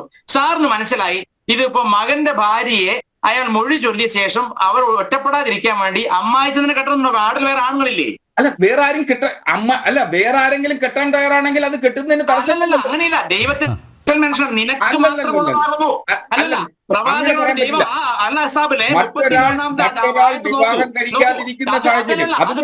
ആൾക്കാർക്കല്ല, ഇത് ദൈവം മുഹമ്മദിന് മാത്രം കൊടുത്താണ്. മുഹമ്മദിന് മാത്രം വായിക്കൂ സാർ. സാർ അല്ല, 33 വായിക്കൂ സാർ. അങ്ങനല്ല, ഖുർആൻ മുഫസ്സിറാണ്, ഖുർആനിന്റെ തഫ്സീർ എഴുതിയ ആളാണ്. അദ്ദേഹം വ്യക്തമായി വിശദീകരിക്കുന്നുണ്ട് ഈ വചനത്തെ. ഒരു ദിവസം പ്രവാചകൻ ചെല്ലുന്നു വളർത്തുമകനെ അന്വേഷിച്ച് വീട്ടിലേക്ക്. അപ്പോൾ സൈനബ് എന്ന് പറയുന്ന പ്രവാചകന്റെ അമ്മായിയുടെ മകൾ കൂടിയാണ്. അപ്പോ അവര് സുഗന്ധദ്രവ്യം പൊടിച്ചുകൊണ്ടിരിക്കുന്നു. കാറ്റത്ത് തുണിയൊന്നു മാറി. അപ്പോൾ ഇവരുടെ ശരീരത്തിന്റെ ഏതോ ഒരു ഭാഗം നബി കണ്ടു. നബി അവരോട് അനുരാഗം തോന്നി. എന്തൊരു ചാരുത, എന്തൊരു സൗന്ദര്യം എന്ന് പറഞ്ഞിട്ട് നബി മടങ്ങിപ്പോകുന്നു. തിരിച്ച് ജോലി കഴിഞ്ഞിട്ട് സെയ്ദ് എന്ന് പറയുന്ന പ്രവാചകന്റെ വളർത്തുമകൻ അവിടെ വന്നപ്പോൾ ഭാര്യ ഇങ്ങനെ പറയുന്നു, നിങ്ങളുടെ വളർത്തു പിതാവ് വന്നിട്ടുണ്ടായിരുന്നു. നേരെ വീട്ടിനകത്തേക്ക് കയറുന്നില്ല, നേരെ നബിയുടെ അടുത്തേക്ക് പോയിട്ട് ചോദിക്കുന്നത്, പ്രവാചകരെ, ചിലപ്പോൾ പിതാവിനായിരിക്കും വിളിച്ചിരിക്കുക, ഞാൻ അവരെ മൊഴി ചൊല്ലട്ടെയോ എന്നാണ് ചോദിച്ചത്. അപ്പൊ നബി അത് മിണ്ടാതെ വെച്ചുകൊണ്ട് ഇവരോട് അനുരാഗം തോന്നിയിട്ടുണ്ട്. പക്ഷെ ജനങ്ങൾ എന്ത് വിചാരിക്കും? ഇതൊക്കെ ഖുർആൻ വചനങ്ങളാണ് കേട്ടോ, ഞാൻ പറയണതല്ല. മറ്റുള്ളവർ എന്ത് വിചാരിക്കും? വളർത്തുമോന്റെ ഭാര്യയെ തട്ടിയെടുത്ത ആളെന്ന് വിചാരിക്കില്ലേ? അപ്പോൾ പടച്ചോൻ ഖുർആനിൽ നിന്നും വചനം ഇറക്കുവാണ്. താങ്കൾ ഞാൻ അനുവദിച്ച ഒരു കാര്യം താങ്കൾ എന്തിനാണ് മിണ്ടാതിരിക്കുന്നത് ആളുകളോട്? അതുകൊണ്ട് ഞാൻ താങ്കൾക്ക് സൈനബിനെ വിവാഹം കഴിച്ചു തന്നിരിക്കുന്നു. വേറെ ആരോടും ആലോചിച്ചിട്ടില്ല, വേറെ ആരും കെട്ടാം എന്ന് വന്നിട്ടുമില്ല. കാരണം അവർ രണ്ടുപേരും കല്യാണം കഴിഞ്ഞ് സ്വസ്ഥമായിട്ട് ജീവിച്ചുകൊണ്ടിരിക്കുകയാണ്. സെയ്ദും അവരും തമ്മിൽ 1 വർഷമേ ആയിട്ടുള്ളൂ വിവാഹം കഴിഞ്ഞിട്ട്. പിന്നെ എങ്ങനെയാണ് വളർത്തുമകന്റെ മകളെ, അങ്ങനെ ഒരു സാഹചര്യത്തിലാണ് വളർത്തുമകന്റെ ഭാര്യയെ കെട്ടിയെന്ന് പറയുന്നത് അസ്കർജി? അല്ല, എന്തുകൊണ്ട് അത്തരം സാഹചര്യങ്ങൾ ഇസ്ലാം മതം അനുശാസിക്കുന്നു എന്നുള്ളത് കൂടി അതാ പറയേണ്ടത്. ഞാൻ ആ സാഹചര്യങ്ങൾ എന്ന് പറയുന്നത് ഇപ്പൊ ടീച്ചറും ഗുരുമൂർത്തിയും പറയുന്നത് പോലെ അത് വിമർശനാത്മകമായി എടുക്കണമെങ്കിൽ അങ്ങനെ എടുക്കാം. എന്റെ വീക്ഷണകോണിൽ ഞാൻ പറയുന്നത് ഞാൻ എന്റേതായ കാഴ്ചപ്പാടിൽ നിന്ന് ഞാൻ പറയുന്നത് വീക്ഷണകോണ് തിരുത്തേണ്ട സമയം അതിക്രമിച്ചിരിക്കുന്നു. അല്ല അത് ചോദ്യം സാറ് പറഞ്ഞിരുന്നവരെ സാറേ, മറ്റുള്ള ചെറുപ്പക്കാരെ ഇല്ലാത്തത് കൊണ്ടാണ് ഇദ്ദേഹം കല്യാണം കഴിച്ചുള്ള ന്യായം നിലനിൽക്കുന്നതല്ല. കാരണം അതേ സൂക്തത്തിൽ ഒടുവിൽ പറയുന്നുണ്ട്, ഇത് മറ്റു വിശ്വാസികൾക്കുള്ള നിയമമല്ല, ഇത് പ്രവാചകന് സ്പെഷ്യൽ ഓഫറാണ്. അല്ല അത് ചില സാഹചര്യങ്ങളിൽ അന്ന് എന്ത് സാഹചര്യമാണ്? സ്വന്തം വളർത്തു മകന്റെ ഭാര്യയെ 1 വർഷം തികഞ്ഞതിന് മുമ്പ് ഈ അമ്മായച്ചൻ കെട്ടിയിട്ട് അത് എനിക്ക് മാത്രമുള്ള ന്യായം എന്ന് പറയുന്ന അർത്ഥമാണ്. അങ്ങനല്ല. ഇസ്ലാം മതത്തിന്റെ സ്വാതന്ത്ര്യത്തെ സംബന്ധിച്ച് നമ്മുടെ പ്രശ്നം എവിടെയാണ്? ഇപ്പം മുഹമ്മദ് നബി കല്യാണം കഴിച്ചതിനെ സംബന്ധിച്ചാണ്. ഇതില് മുഹമ്മദ് നബി ഏറ്റവും കൃത്യമായി പഠിച്ചിട്ടുള്ളത് ഹെഗൽ എന്ന് പറയുന്ന ഒരു എഴുത്തുകാരനാണ്. മുഹമ്മദ് എന്ന് പറഞ്ഞൊരു പുസ്തകമുണ്ട്. ആ പുസ്തകത്തിൽ വളരെ കൃത്യമായിട്ട് അത് യഥാർത്ഥത്തിൽ ആ പുസ്തകത്തിൽ മുഹമ്മദ് നബിയുടെ ചരിത്രം എന്ന അർത്ഥത്തിലാണ് അതിനെ സമീപിക്കുന്നത്. യഥാർത്ഥത്തിൽ ഹൈക്കൽ അല്ല, ഇബ്നു ഷാക്കിന്റെ പ്രോഫറ്റ് ഓഫ് ദ ഡൂം വായിച്ചിട്ടുണ്ടോ? ഇല്ല. അത് വായിച്ചാൽ അങ്ങ് ഈ പറഞ്ഞ ഓരോ വാദത്തിനും കൃത്യ യുക്തിയോടുകൂടി അതിനെല്ലാം ഖണ്ഡിക്കുന്നുണ്ട്. ഇദ്ദേഹത്തിന് സ്വന്തം മനസ്സിലുള്ള കാമനകളെ അള്ളാഹുവിന്റെ പേരിൽ ആയത്താക്കി ഇറക്കാൻ ഈ വിവരമുള്ള ആർക്കും മനസ്സിലാവില്ലേ? ഞാൻ ചോദിക്കട്ടെ, ഇപ്പോ ആ സ്ത്രീക്ക് അവന്റെ സൈദിൽ നിന്ന് സൈനബയ്ക്ക് പീഡനം ഉണ്ടായിട്ടുണ്ടോ? ഒരു റിപ്പോർട്ടിലുമില്ല. സൈദിൽ നിന്ന് എന്തെങ്കിലും തരത്തിൽ ജീവിക്കാൻ പറ്റാത്ത അവസ്ഥ സൈനബിനുണ്ടായിട്ടുണ്ടോ? ഇല്ല. സൈനബിനോ സൈദോ തമ്മിൽ വല്ല വഴക്കം ഉണ്ടായിട്ടുണ്ടോ? ഇല്ല. ഒരു പ്രശ്നമില്ല ജീവിക്കുന്ന സമയത്താണ് ഇദ്ദേഹം അങ്ങോട്ട് കയറി ചെല്ലുന്നതാണ് ഇസ്ലാമിക തഫ്സീർ പണ്ഡിതന്മാർ എഴുതിയിരിക്കുന്നത്. അപ്പോൾ ഇദ്ദേഹം പറയാണ്, ഹൃദയങ്ങളെ കാത്തു സൂക്ഷിക്കുന്ന അള്ളാഹുവിന് സ്തുതി എന്ന് മാത്രം പറഞ്ഞാൽ ഇറങ്ങിപ്പോകണം അവിടുന്ന്, ഇവരുടെ നഗ്നത കണ്ടതുകൊണ്ട്. എന്നിട്ട് കാരണം ഈ മോഹം ഉള്ളിൽ ഉള്ളതുകൊണ്ടാണ് ആ ആയത്ത് ഇദ്ദേഹം അവസാനം പറയാണ്, ഇനി ആരും മരുമക്കളെ കല്യാണം കഴിക്കരുത്, ഇത് എനിക്ക് മാത്രമുള്ള വിധിയാണെന്ന് ദൈവം പറയണമെങ്കിൽ ഇത് ഇങ്ങനെ ഇഷ്ടം അനുസരിച്ച് ഓരോ ആയത്ത് ഇറക്കി കൊടുക്കുന്ന ദൈവത്തിന് ഒരു സെൻസ് ഓഫ് മൊറാലിറ്റി ഇല്ലേന്ന് എന്റെ ചോദ്യം. അല്ല, ഈ ഒരു വിഷയത്തെ സംബന്ധിച്ച് എനിക്ക് ആധികാരികമായ അഭിപ്രായം പറയാൻ പറ്റില്ലല്ലോ, എന്റെ വിഷയമല്ലല്ലോ. അല്ല സാറേ, ഒരു കാര്യം പറയാം. സാർ നല്ല പുസ്തകം കാണുന്നുണ്ട്, അതിന്റെ അകത്ത് റേഷൻ കാർഡ്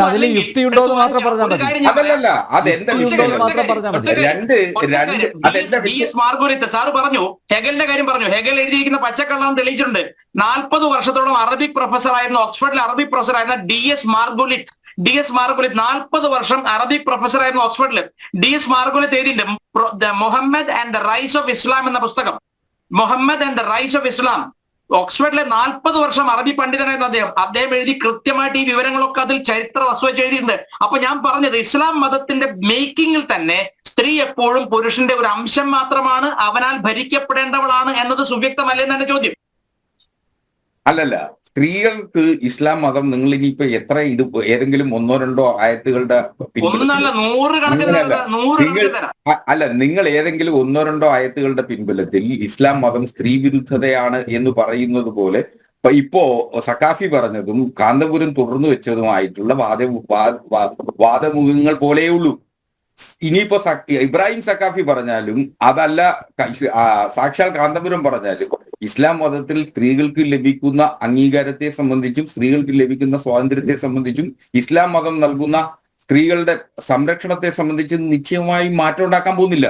അതൊരു മാറ്റം. എന്ത് സംരക്ഷണമാണ് സാർ? ഇറാനിൽ കഴിഞ്ഞ ദിവസം അല്ലേ ഇറാനിൽ സ്ത്രീകൾ മുഖം മറയ്ക്കാത്തതിന്റെ പേരിൽ പോലീസ് ആക്രമിച്ച് 2 പെൺകുട്ടികൾ കൊല്ലപ്പെട്ടത് ഈ അടുത്ത കാലത്തല്ലേ? അതിനകത്ത് അതിന് കാരണം എന്നിട്ട് ഞാൻ പറയട്ടെ, ഈ ഇസ്ലാമിൽ അങ്ങ് പറഞ്ഞു മഹർ എന്ന മഹത്തായ സമ്പ്രദായം ഉണ്ടെന്ന്. ടീച്ചർ വ്യക്തമായി പറഞ്ഞല്ലോ, അത് യോനിക്കൂലിയാണെന്ന്. വാക്കുണ്ടോ? അല്ല, ഖുർആനിൽ മഹർ എന്നില്ലെന്നേ. അപ്പൊ പിന്നെ നിങ്ങൾ ഹദീസുകൾ പറയില്ലേ? അല്ല, നേരത്തെ നിങ്ങൾ പറഞ്ഞു ഖുറാനിലുള്ളതാണ് ഇതെന്ന്. ഇസ്ലാം വിവാഹം നേരത്തെ സാറ് പറഞ്ഞു ഖുറാനിലുള്ളതാണ് മഹർ എന്ന് പറഞ്ഞാണ് ടീച്ചർ കണ്ടിച്ചത്. ഗുരുമൂർത്തി, കസ്റ്റം എന്ന് പറയുന്നത് എന്താ? അല്ല, ഇത് കഷ്ടമാണ്. ആ ആചാര രീതിയാണത്. ആ ആചാര രീതിയിൽ മഹർ എന്ന് പറയുന്നത് ഏറ്റവും വിശാലമായി സ്ത്രീകൾക്ക് കിട്ടുന്ന സ്വത്തവകാശമാണ്.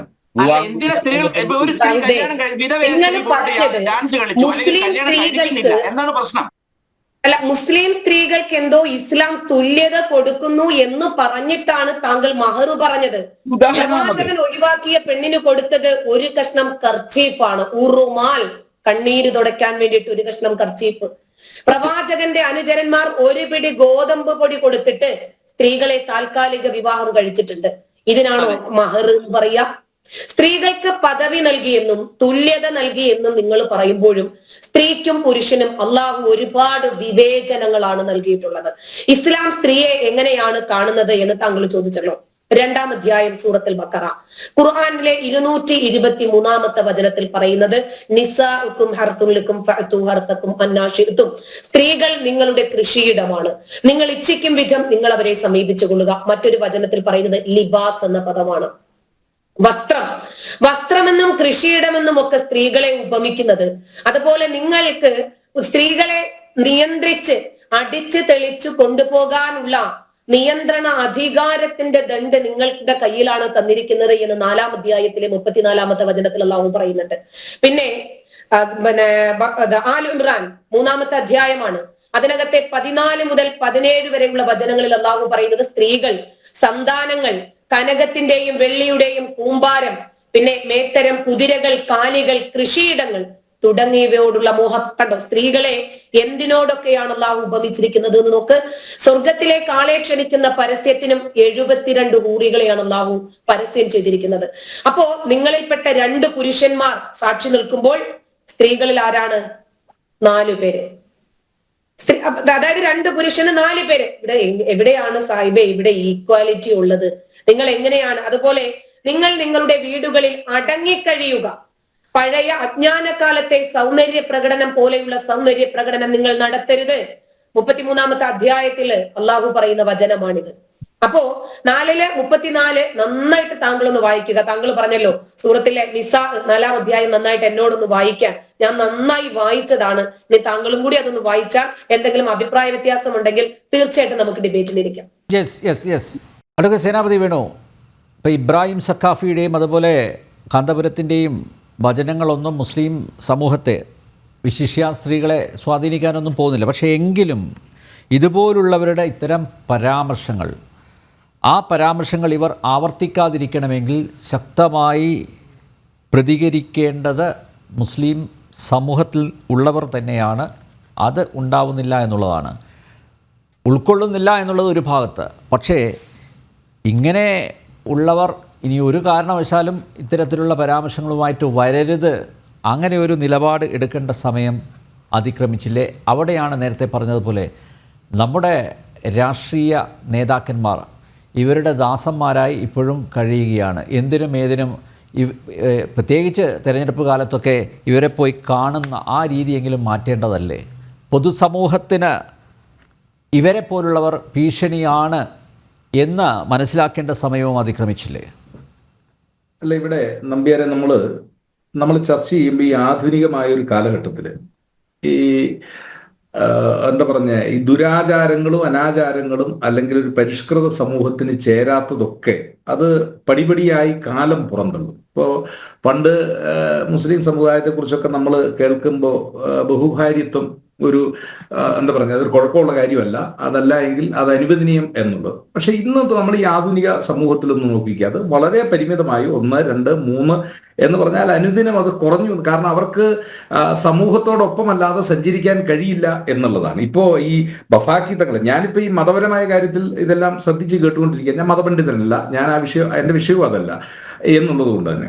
പക്ഷെ ഞാനിതെല്ലാം സശ്രദ്ധം, ഇവരെ ടീച്ചർ പറഞ്ഞതും ഗുരുമൂർത്തി പറഞ്ഞതും ഹസ്കർ പറഞ്ഞതും എല്ലാം ഞാനിതിനെ സശ്രദ്ധം കേട്ടുകൊണ്ടിരിക്കുകയാണ്. പക്ഷെ നമ്മൾ ഒരു വർത്തമാന കാലഘട്ടത്തിൽ നമ്മൾ കാണുമ്പോൾ ഈ ആധുനിക കാലഘട്ടത്തിന് ചേരാത്തതിനെയൊക്കെ സമൂഹം പിന്തള്ളും. അത് പിന്തള്ളിയേ മതിയാവും. അങ്ങനെ പിന്തള്ളിയാണ് സമൂഹം ഇന്നത്തെ രൂപത്തിൽ എത്തിയിരിക്കുന്നത്. അത് ഈ ബഹുഭാരിത്വമാണെങ്കിലും സതിയാണെങ്കിലും മറ്റു രീതിയിലുള്ള എല്ലാ അനാചാരങ്ങളും. പക്ഷെ അതിനിടയിൽ ഇത്തരത്തിലുള്ള ആളുകളുടെ ഒക്കെ ചില പ്രസ്താവനകളൊക്കെ ഉണ്ടാകും എന്നുള്ളത് ശരിയാണ്. പക്ഷെ ഞാൻ വിചാരിക്കുന്നത് ഒരു പഠനം നമ്മൾ നടത്തി കഴിഞ്ഞാൽ ഇപ്പൊ മുസ്ലിം സമൂഹത്തിൽ പോലും ഈ ബഫാക്കി പുഴക്കട്ടേരി പറഞ്ഞിരിക്കുന്ന കാര്യം ആ സമൂഹത്തിലുള്ള ബഹുഭൂരിപക്ഷം ജനങ്ങൾ ചിലപ്പോൾ പരസ്യമായിട്ട് അവർ പറയാൻ തയ്യാറല്ല. അവർ പോലും അതിനെ എന്താ പറഞ്ഞ മനസ്സുകൊണ്ട് വിമർശിക്കുന്നവരോ അല്ലെങ്കിൽ അതിനെതിരായിട്ട് നിൽക്കുന്നവരോ അല്ല. ഇനി ഒരു കാലഘട്ടത്തിൽ നമ്മൾ ഈ കേരളത്തിലല്ല ഇന്ത്യയിൽ ഇനി ഒരു കാലഘട്ടത്തിൽ വിധവയായ സ്ത്രീ, അതല്ലെങ്കിൽ പുരുഷൻ തുണയില്ലാത്തൊരു സ്ത്രീ ഒറ്റയ്ക്ക് യാത്ര ചെയ്യാൻ പറ്റത്തില്ല അല്ലെങ്കിൽ ഒറ്റയ്ക്ക് പോകരുത് എന്ന് ഏത് മതപണ്ഡിതൻ പറഞ്ഞാലും അതിനെ ഉൾക്കൊള്ളാൻ ഈ ആധുനിക കാലഘട്ടത്തിൽ ആ സമുദായത്തിലുള്ള ചെറുപ്പക്കാർ തയ്യാറാവുകയില്ല എന്നുള്ളതാണ് നമ്മൾ വർത്തമാന കാലഘട്ടത്തിൽ കണ്ടുവരുന്നത്. അപ്പൊ സാമൂഹിക പരിഷ്കരണം എവിടെ നിന്നാണ്? അത് സ്വാഭാവികമായി അതിൽ നിന്നുണ്ടാവും. അതുണ്ടായേ മതിയാവൂ. കാരണം ഇതൊരു നദി പോലെ ഒഴുകിക്കൊണ്ടിരിക്കുക. ആ ആധുനിക കാലഘട്ടത്തോട് ചേർന്ന് പോയേ മതിയാവും. ഇപ്പൊ എത്രയോ മതപണ്ഡിതന്മാർ, ഇവിടെ ടീച്ചർ സൂചിപ്പിച്ചതുപോലെ ഗൈനക്കോളജിസ്റ്റിനെ കാണാൻ പാടില്ല, ഇല്ല ഡോക്ടറെ കാണരുത് എന്നുള്ളതൊക്കെ ഈ ഫത്വകളും വിലക്കുകളും ഒക്കെ നിൽക്കുമ്പോൾ അതെല്ലാം അതിജീവിച്ചുകൊണ്ട് ആളുകൾ പോവുകയല്ലേ. പോകാതിരിക്കാൻ പറ്റത്തില്ല. ഇപ്പൊ പ്രത്യേകിച്ച് സ്ത്രീ വിദ്യാഭ്യാസത്തിന് ഇത്രയധികം പ്രാതിനിധ്യം കൊടുക്കും. നമ്മൾ കേരളത്തിലെ മെഡിക്കൽ കോളേജുകളിലൊക്കെ ചെന്ന് കഴിഞ്ഞാൽ, ഈ മെഡിക്കൽ കോളേജ് മാത്രമല്ല പ്രൊഫഷണൽ കോളേജുകളിൽ ചെന്ന് കഴിഞ്ഞാൽ മുസ്ലിം സമുദായത്തിൽ എത്രയോ സ്ത്രീകൾ, കുട്ടികൾ അവരെ കാണുന്നു. അപ്പൊ അവര് വലിയ ബുദ്ധിമതികളും, കാരണം ഈ എൻട്രൻസ് പരീക്ഷകളിലൊക്കെ നല്ല മലപ്പുറം ജില്ലയിലാണ് റാങ്കുകൾ. അല്ല ഞാൻ പറഞ്ഞത്. അപ്പം അത് ഈ സമൂഹം തന്നെ, കാരണം അത് ഏത് സമൂഹത്തിലും അങ്ങനെയാണ്. ഒരു അടിച്ചമർത്തലോ അല്ലെങ്കിൽ ഒരു കൂട്ടം ആളുകളെ എന്താ പറഞ്ഞ അടിമപ്പെടുത്തിക്കൊണ്ടുള്ളത് അത് ആ സമൂഹത്തിൽ നിന്ന് തന്നെ ആ ചങ്ങലകൾ പൊട്ടിച്ചെറിയും. അത് പൊട്ടിച്ചെറിയാതിരിക്കാൻ പറ്റത്തില്ല. മാറ്റുവിൻ ചട്ടങ്ങള്, അത് കുമാരനാശാൻ പറഞ്ഞ പോലെ മാറ്റുവിൻ ചട്ടങ്ങള്, ഇല്ലെങ്കിൽ അത് നിങ്ങളെ മാറ്റിയേ മതിയാവൂ. അത് കാലത്തിന്റെ ഒരു തീരുമാനമാണ്. അതുകൊണ്ട് ആ മാറ്റം സ്വാഭാവികമായിട്ടുണ്ടാകും. അപ്പൊ ഇവിടെ നമ്മുടെ ചർച്ചയുടെ വിഷയം എന്ന് പറയുന്നത് ഇന്നത്തെ സമൂഹത്തിന് ചേരാത്ത ഇത്ര പിന്തിരിപ്പനായിട്ടുള്ള ആശയങ്ങൾ പേറുന്ന ആളുകൾ നമ്മൾ ജീവിച്ചിരിക്കുന്ന ഈ വർത്തമാന കാലഘട്ടത്തിൽ ഉണ്ടല്ലോ എന്ന് പരിതപിക്കാൻ മാത്രമേ ആ കാര്യത്തിൽ ഞാൻ ഒരു മതത്തിനോ ഒരു മതവിശ്വാസം, എല്ലാ മതത്തിനും അതിന്റെ, ഇപ്പൊ ഒരാൾ മതത്തിൽപ്പെടുന്ന ഒരാൾ ഒരു മതത്തിലാകുന്നത് അയാളുടെ കുഴപ്പം കൊണ്ടല്ല. അയാൾ ആ മതത്തിൽ മാതാപിതാക്കളായതുകൊണ്ട് ജനിക്കുന്നു, ഇല്ലെങ്കിൽ ആ മതം വിട്ട് വേറൊരു മതത്തിൽ ചേരുക എന്നുള്ളതേ ഉള്ളൂ. അപ്പോ ഏതെങ്കിലും ഒരാൾ ഒരു മതത്തിലായി എന്നുള്ളത് അയാളുടെ കുഴപ്പമോ അല്ലെങ്കിൽ വേറൊരു മതത്തിലായത് മോശമോ ഇതൊന്നുമല്ല. അപ്പോ എവിടെയാണ് നമ്മൾക്ക് വേണ്ടത്? അത് പൊതുസമൂഹത്തിന് അല്ലെങ്കിൽ ഒരു ആധുനിക കാലഘട്ടത്തിന് സ്വീകാര്യമല്ലാത്ത കാര്യങ്ങളെ സ്വയം അതിനെ മാറ്റുവാൻ ആ മതത്തിൽ നിന്ന് തന്നെ ആളുകൾ, അതെല്ലാ കാലഘട്ടത്തിലും ഉണ്ടായിട്ടുള്ളതാണ്. സ്വാഭാവികമായിട്ട് അസ്കറിന് റിയലൈസേഷൻ ഉണ്ടായി. അതുപോലെ കോൺഗ്രസ് നേതാക്കന്മാർക്കും ഇക്കാര്യത്തിൽ ബോധ്യവും ഉണ്ടാവട്ടെ. അഡ്വക്കേറ്റ് സേനാപതി വേണു അവരോടൊന്ന് പറയുക, ഇവർക്കെതിരെ ശക്തമായി പ്രതികരിക്കണമെന്ന്. വിദ്യാസാഗർ ഗുരുമൂർത്തി, ഇത്തരം അസംബന്ധങ്ങൾ, ഇത്തരം അബദ്ധജടിലമായിട്ടുള്ള പ്രസ്താവനകൾ മുന്നോട്ട് വെക്കുന്ന ഈ പൗരോഹിത്യം, അവരുടെ അസ്തിത്വം തന്നെ ചോദ്യം ചെയ്യേണ്ട സമയവും അതിക്രമിച്ചില്ലേ, അല്ലേ? അതാണ് ഞാൻ നേരത്തെ പറഞ്ഞത്. മുസ്ലിം സമൂഹത്തിൽ നിന്ന് തന്നെ ഉണ്ടാവേണ്ടതാണ്, പക്ഷെ അത് ഉണ്ടാകുന്നില്ല. ഒരു ഭാഗത്ത് ഇവരിങ്ങനെ സുഗമമായി മുന്നോട്ട് പോവുകയാണ്. നോക്കൂ, പൗരോഹിത്യം നിലനിൽക്കുന്നത് ആ മതത്തിന്റെ നിലനിൽപ്പ് കാരണമാണ്. മതത്തിലെ ഭൂരിപക്ഷം ആളുകളും പുരോഹിതന്മാരെ സപ്പോർട്ട് ചെയ്യാതെ ഒരു പൗരോഹിത്യവും നിലനിൽക്കുകയില്ല. അപ്പോ ആ സപ്പോർട്ട് എവിടുന്ന് വരുന്നു? മതം ചോദ്യം ചെയ്യാൻ പാടില്ലാത്ത അവസാന വിധിയാണെന്ന ചിന്തയാണ് ചെറുപ്പം മുതലേ, 4 വയസ്സ് മുതൽ, 3.5 വയസ്സ് മുതൽ നിങ്ങൾ തെരുവോരങ്ങളിൽ കണ്ടില്ലേ, കൊച്ചു കുഞ്ഞുങ്ങൾ റോഡിന്റെ 2 സൈഡുകളിൽ മദ്രസ വിദ്യാഭ്യാസത്തിന് പോയിക്കൊണ്ടിരിക്കുകയാണ്. സിലക്റ്റീവ് ആയിട്ടുള്ള മതവിദ്യാഭ്യാസം. ഞാൻ വളരെ സ്വതന്ത്രമായ ഒരു അഭിപ്രായം പറയാം. ഒരു കുട്ടിക്ക് +2 പരീക്ഷയോടൊപ്പം തന്നെ, +2 പരീക്ഷ കഴിഞ്ഞാൽ എഴുതിയെടുക്കേണ്ടുന്ന ഒരു പരീക്ഷയായി മതം മാറണം. അവൻ വീടുകളിൽ കസ്റ്റംസ് ഒക്കെ പഠിച്ചോട്ടെ, പ്രാർത്ഥിക്കാനോ തൊഴാനോ അവരവരുടെ അമ്മ അച്ഛന്റെ ഒക്കെ പഠിച്ചോട്ടെ. പക്ഷെ മതം പഠിക്കുന്നത് അവന്റെ പ്രജ്ഞ ഉറച്ച ശേഷം അവന്റെ ചോയ്സ് ആയിരിക്കണം മതം. ഇവിടെ അങ്ങനെയാണോ? ഇസ്ലാം മതവും ക്രിസ്തു മതത്തിന് കാറ്റഗിസം ക്ലാസ്സുകളുണ്ട്. വളരെ നിഷ്ഠയോട് കൂടിയിട്ട് അവര് ഈ ഇസ്ലാം മതത്തിനെ പോലെ തന്നെ യേശുവിൽ വിശ്വസിക്കുന്നു, ഏറ്റു പറയണം, അത് ബൈബിൾ ചെറുപ്പം മുതലേ പഠിക്കണം, അതിന് പരീക്ഷയുണ്ട്. ആ കലാപരിപാടികൾ നിർത്തേണ്ട സമയം കഴിഞ്ഞു. നമ്മൾ ചെയ്യേണ്ടത് 18 വയസ്സ്, അതായത് അവന്റെ 17-ാം വയസ്സ് +2 പരീക്ഷ വരെ അവൻ മാർക്സിസം പഠിക്കട്ടെ, ലെനിനിസം പഠിക്കട്ടെ, ഹിന്ദുമതം പഠിക്കട്ടെ, ഇസ്ലാം മതം പഠിക്കട്ടെ, ക്രിസ്തുമതം പഠിക്കട്ടെ, പിന്നെ നെഹ്റുവിന്റെ ഗ്ലിംസസ് ഓഫ് വേൾഡ് ഹിസ്റ്ററി വായിക്കട്ടെ, ഡിസ്കവർ ഓഫ് ഇന്ത്യ വായിക്കട്ടെ, മാർക്സിന്റെ പാഠങ്ങൾ, വിവേകാനന്ദനെ വായിക്കട്ടെ, എല്ലാം വായിച്ച് വളരെ സമ്യക്കായ ഒരു ലോകവീക്ഷണം ഉണ്ടാക്കിയെടുക്കട്ടെ. എന്നിട്ട് 18-ാം വയസ്സിൽ അവന് ഈ ആധാർ കാർഡൊക്കെ അല്ലെങ്കിൽ മറ്റേ വോട്ടർ ID കൊടുക്കുന്നതിന് മുൻപ് അവൻ ചൂസ് ചെയ്യട്ടെ അവൻ ഏത് മതത്തിൽ നിൽക്കണം അല്ലെങ്കിൽ മതം വേണ്ട. ആ രീതിയിൽ ആയിക്കോട്ടെ, എന്താ കുഴപ്പം? അതിന് ഹിന്ദുക്കൾക്ക് ഒരു വിഷമവുമില്ല. കാരണം മിക്ക ഹിന്ദുക്കളും ആദ്യത്തെ ജീവിതത്തിന്റെ വലിയൊരു ഭാഗം കമ്മ്യൂണിസ്റ്റുകാരായിട്ട് കഴിഞ്ഞിട്ടാണ് ഹിന്ദുക്കളായി വരുന്നത്. ഞാൻ പറഞ്ഞതിന് അർത്ഥം മനസ്സിലായില്ലേ? അപ്പൊ നമ്മളെ സംബന്ധിച്ച് ആ ഭയമില്ല, നമുക്ക് ഭയാശങ്കയില്ല. ഇത് ഭയാശങ്കയിൽ നിന്നാണ് ഇവർ ചെറുപ്പത്തിലെ ക്യാഷ് ദം യങ് എന്ന ഹിറ്റ്ലറുടെ ആ ഒരു ഐഡിയ.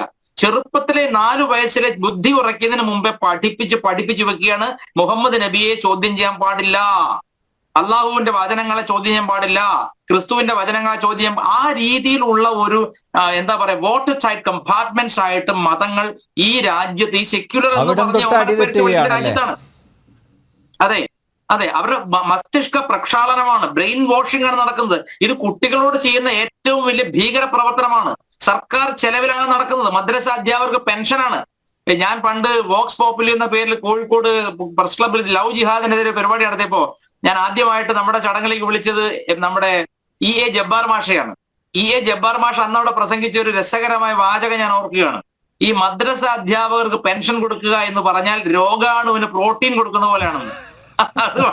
അതാണ് ഈ മദ്രസ അധ്യാപകരെയൊക്കെ ഒരു വലിയ രൂപമാണ് കാന്തപുരവും അല്ലെങ്കിൽ MM അക്ബറും സാക്കിർ നായിക്കും ഒക്കെ. ഇപ്പൊ നോക്കൂ, നമ്മളെല്ലാം എന്താ വിചാരിച്ചിരുന്നത്, കമ്മ്യൂണിസ്റ്റ് പാർട്ടിയുടെ ഒരു സമന്നതനായ നേതാവ്, ഒരു വക്കീല്, വായനാശീലമുള്ള ഒരു പയ്യൻ അല്ലെ ചെറുപ്പക്കാരൻ എന്ന രീതിയിൽ ഹസ്കറിനെ കണ്ടു. ഹസ്കർ കണ്ടോ ഇപ്പൊ ഇസ്ലാമത്തെ ന്യായീകരിക്കാൻ വേണ്ടി മുട്ടിലെഴയെ മാത്രമല്ല ശയന പ്രദക്ഷിണ വരെ നടത്തി കഴിഞ്ഞു, ജാക്കിർ നായിക്കിനെ പോലെ. അപ്പോൾ മതം ആക്രമിക്കപ്പെടുന്നത് വരെ അല്ലെങ്കിൽ മതത്തിന്റെ കാര്യങ്ങൾ ചോദ്യം ചെയ്യപ്പെടുന്നത് വരെയേ ഉള്ളൂ ഇവരുടെ പുരോഗമനവാദം. അപ്പൊ ഇത് മനസ്സിലാക്കാൻ കേരള ജനങ്ങൾക്ക് നല്ലൊരു പാഠമാണെന്ന് ടീച്ചർ എക്സ്പോസ് ചെയ്ത് കൊടുത്തത്. ഞാൻ പറഞ്ഞത്, എന്റെ പോയിന്റ് എന്താണെന്ന് വെച്ചാൽ, മതപഠനം ചെറുപ്പത്തിലെ തുടങ്ങുമ്പോൾ അവിടെ തന്നെ തുടങ്ങുകയാണ് പെണ്ണും ആണും തമ്മിലുള്ള ഈ ഇതിനെ പറ്റിയുള്ള ചർച്ചകൾ മദ്രസയിൽ നടക്കുന്നത്. അപ്പൊ ഈ സ്ത്രീയെ പുരുഷന്റെ വെറും ഒരു വാരിയിൽ നിന്ന് ഉണ്ടാക്കി എന്ന രീതിയിൽ യാതൊരു ശാസ്ത്രീയ അടിസ്ഥാനവും ഇല്ലാത്ത, പോട്ടെ മതം എന്ന വിശ്വാസം വിചാരിക്കാം, എന്നാലും ഒരു പെണ്ണിനെ അവൻ കാണുമ്പോൾ ഇവൾ എനിക്കുള്ള ഒരു ഉപഭോഗ വസ്തു മാത്രമാണെന്ന ചിന്ത അവന് 4 വയസ്സിൽ ഉറക്കുകയാണ്. ഞാൻ ചോദിച്ച വളരെ പ്രസക്തമായ ഒരു ചോദ്യത്തിന് ഹസ്കർ മറുപടി പറഞ്ഞില്ല. അതെന്താണ്? Is there a law that allows women to stay unmarried? ഒരു സ്ത്രീക്ക് അവളുടെ ഇഷ്ടപ്രകാരം വിവാഹം ചെയ്യാതെ നിൽക്കാനുള്ള അധികാരമുണ്ടോ? വിവാഹം ചെയ്യാതെ നിൽക്കുന്ന സ്ത്രീകൾക്കുള്ള നിയമങ്ങൾ ഇസ്ലാമിൽ ഉണ്ടോ? ഇല്ലേ ഇല്ല. എന്തുകൊണ്ടാണ്? എല്ലാവരും ഭോഗിക്കണം, എല്ലാവരും സ്ത്രീയെ കല്യാണം കഴിക്കണം, ഒന്നിലധികം 4 സ്ത്രീകൾ വരെ കല്യാണം കഴിക്കണം, ഒരു സ്ത്രീയും കല്യാണം കഴിക്കാതെ നിൽക്കാൻ പാടില്ല. കല്യാണം കഴിക്കാതെ നിൽക്കുന്ന സ്ത്രീകളെല്ലാം വേശ്യകളാണ്. ഇതാണ് ഇവരുടെ സങ്കല്പം. അപ്പൊ അങ്ങനെയുള്ള ഇവര് ഭർത്താവ് മരിച്ച സ്ത്രീ പോയിട്ട് ജീവിതത്തിന്റെ അവസാന ഘട്ടം ആസ്വാദ്യമാക്കുന്നത്, മഞ്ഞുമലകളിൽ കളിക്കുന്നത്, യാത്ര പോകുന്നതൊക്കെ ഇവരെങ്ങനെ സഹിക്കും? അപ്പൊ ഈ അപകടകരമായ പൗരോഹിത്യത്തിന് വളം വെക്കുന്നത് ഈ മതത്തിന്റെ ആശയങ്ങളാണ്. ഈ മതത്തിന്റെ ആശയങ്ങൾ 4 വയസ്സോ 3.5 വയസ്സോ ഉള്ള കുട്ടികളിലേക്ക് സർക്കാർ ചെലവിൽ കുത്തിച്ചെലുത്തുന്ന ഒരേ ഒരു രാഷ്ട്രമായി ഭാരതം മാറുകയാണെന്ന് സംശയം എനിക്കുണ്ട്. സത്യം പറഞ്ഞാൽ കേരള സർക്കാർ ഒരിക്കലും തിരുത്തില്ല. കേന്ദ്രം ഞാൻ എപ്പോഴും പറയുന്ന കാര്യമാണ്, കേന്ദ്രം നടപടിയെടുക്കണം. ഒരു മതത്തിനും അവരുടേതായ ഔപചാരിക പാഠശാലകളായിട്ട് ചെറുപ്പം മുതലേ വെക്കാതെ എല്ലാറ്റിനും ഈ സെക്യുലർ എഡ്യൂക്കേഷന്റെ കൂടെ തന്നെ റിലീജിയസ് എഡ്യൂക്കേഷൻ സർക്കാർ നടത്തട്ടെ, എല്ലാ മതത്തിന്റെയും. എന്നിട്ട് 18 വയസ്സാവുമ്പോൾ അവൻ ഏത് ദർശനം സ്വീകരിക്കണം അവൻ സ്വീകരിക്കട്ടെ. അങ്ങനെ ചിന്തിക്കാൻ ഇവിടെ ഏതെങ്കിലും കമ്മ്യൂണിസ്റ്റ്, ഈ പുരോഗമന പറഞ്ഞ കമ്മ്യൂണിസ്റ്റുകാരനോ കോൺഗ്രസ്സുകാരനോ BJP-കാരനോ തയ്യാറാവുകയാണെങ്കിൽ അതാണ് യഥാർത്ഥ രാഷ്ട്രീയ പ്രവർത്തനം ഞാൻ പറയും. ഓക്കെ ടീച്ചർ, ഇതെല്ലാം അവിടെ നിൽക്കട്ടെ. വിപ്ലവകാരിയായ നമ്മുടെ നഫീസ സേഫ് ആണല്ലോ അല്ലേ? നമുക്ക് വേണമെങ്കിൽ വിചാരിക്കാം. കാരണം എത്ര അപമാനിക്കപ്പെട്ടാലും പഠിക്കാത്ത, പ്രതികരിക്കാൻ സാധിക്കാത്ത ഇസ്ലാമിലെ സ്ത്രീ വിഭാഗം ഇനിയും എത്രയോ അനുഭവിക്കാൻ ബാക്കിയുണ്ട്. പെണ്ണിന് അക്ഷരാഭ്യാസം നൽകരുത്, അത് ഹറാമാണ് എന്ന് പഠിപ്പിച്ചപ്പോൾ പോലും അതിനെ എതിർത്ത് തോൽപ്പിക്കാൻ വിരലിലെണ്ണാവുന്ന ആളുകൾ മാത്രമാണ് മുന്നോട്ട് വന്നത്. അവർക്ക് പെണ്ണിനെ വേണ്ടത് അവരുടെ കാമം ശമിപ്പിക്കാൻ വെറും ഒരു പേറിയന്ത്രം മാത്രമായിട്ടാണ്, ഒരു കൃഷിയിടമായിട്ട്. നമുക്കറിയാം, ഒരു പെൺകുട്ടി രാഹുൽ ഗാന്ധിയുടെ പ്രസംഗം പരിഭാഷപ്പെടുത്താൻ വേണ്ടി സ്റ്റേജിൽ കയറി. ഏതെല്ലാം രൂപത്തിലാണെന്നറിയാം ആ പെൺകുട്ടി അപമാനിക്കപ്പെട്ടത്. പിന്നീട് വനിതാ മതിലൊക്കെ ഇതിനു മുന്നിൽ ഒന്നുമല്ല.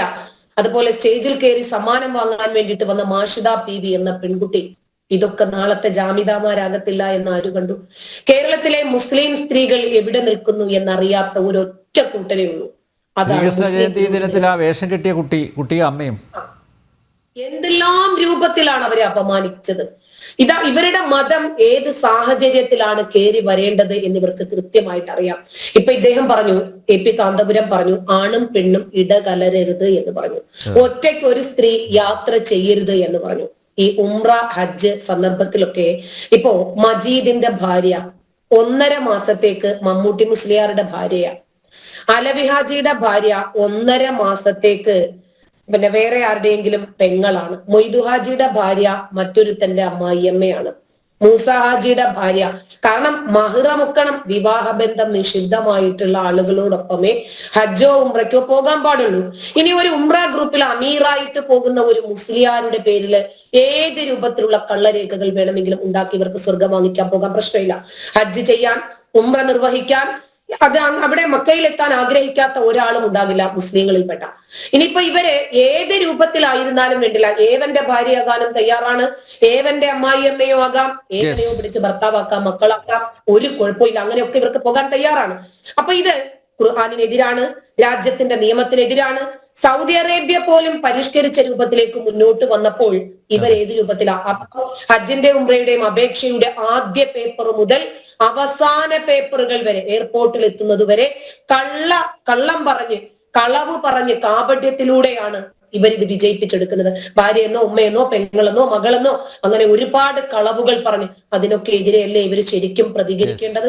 അതിനൊന്നും ഇവരെതിരെ പ്രതികരിക്കില്ല, കാരണം ലക്ഷങ്ങളാണ് ഇവർക്ക് കിട്ടുന്നത് ഉംറയ്ക്കും ഹജ്ജിനുമൊക്കെ. ഓക്കെ, നമുക്ക് എന്തായാലും ചർച്ച അവസാനിപ്പിക്കേണ്ട സമയമായി. നേരത്തെ വിദ്യാസാഗർ ഗുരുമൂർത്തി പറഞ്ഞ പോലെ പൗരോഹിത്യത്തിൻ്റെ അപകടം, ആ ആപത്ത് അത് ഇസ്ലാം സമൂഹത്തിലുള്ളവർ തിരിച്ചറിയണം. അനുദിനം പുരോഗമിക്കുന്ന ലോകത്ത് ഇതുപോലുള്ള പിന്തിരിപ്പൻ ആശയങ്ങൾ മുന്നോട്ട് വയ്ക്കുന്നവരെ തീർത്തും ഒറ്റപ്പെടുത്തുകയാണ് വേണ്ടത്. ഇതിനെതിരെ ശക്തിയുക്തം പ്രതികരിക്കേണ്ടത് മുസ്ലിം സ്ത്രീകൾ തന്നെയാണ്. മതിലുകളില്ലാത്ത ലോകത്ത് ആഹ്ലാദത്തിൻ്റെ ചിറകുകളിൽ പറന്നു നടക്കുന്ന നഫീസ് ഉമ്മമാർ ഇനിയും ഉണ്ടാവട്ടെ. ജീവിതം ഒന്നേയുള്ളൂ, അത് യാഥാസ്ഥിതികത്വത്തിൻ്റെ ചരടിൽ കൊണ്ടുപോയി കെട്ടരുത്.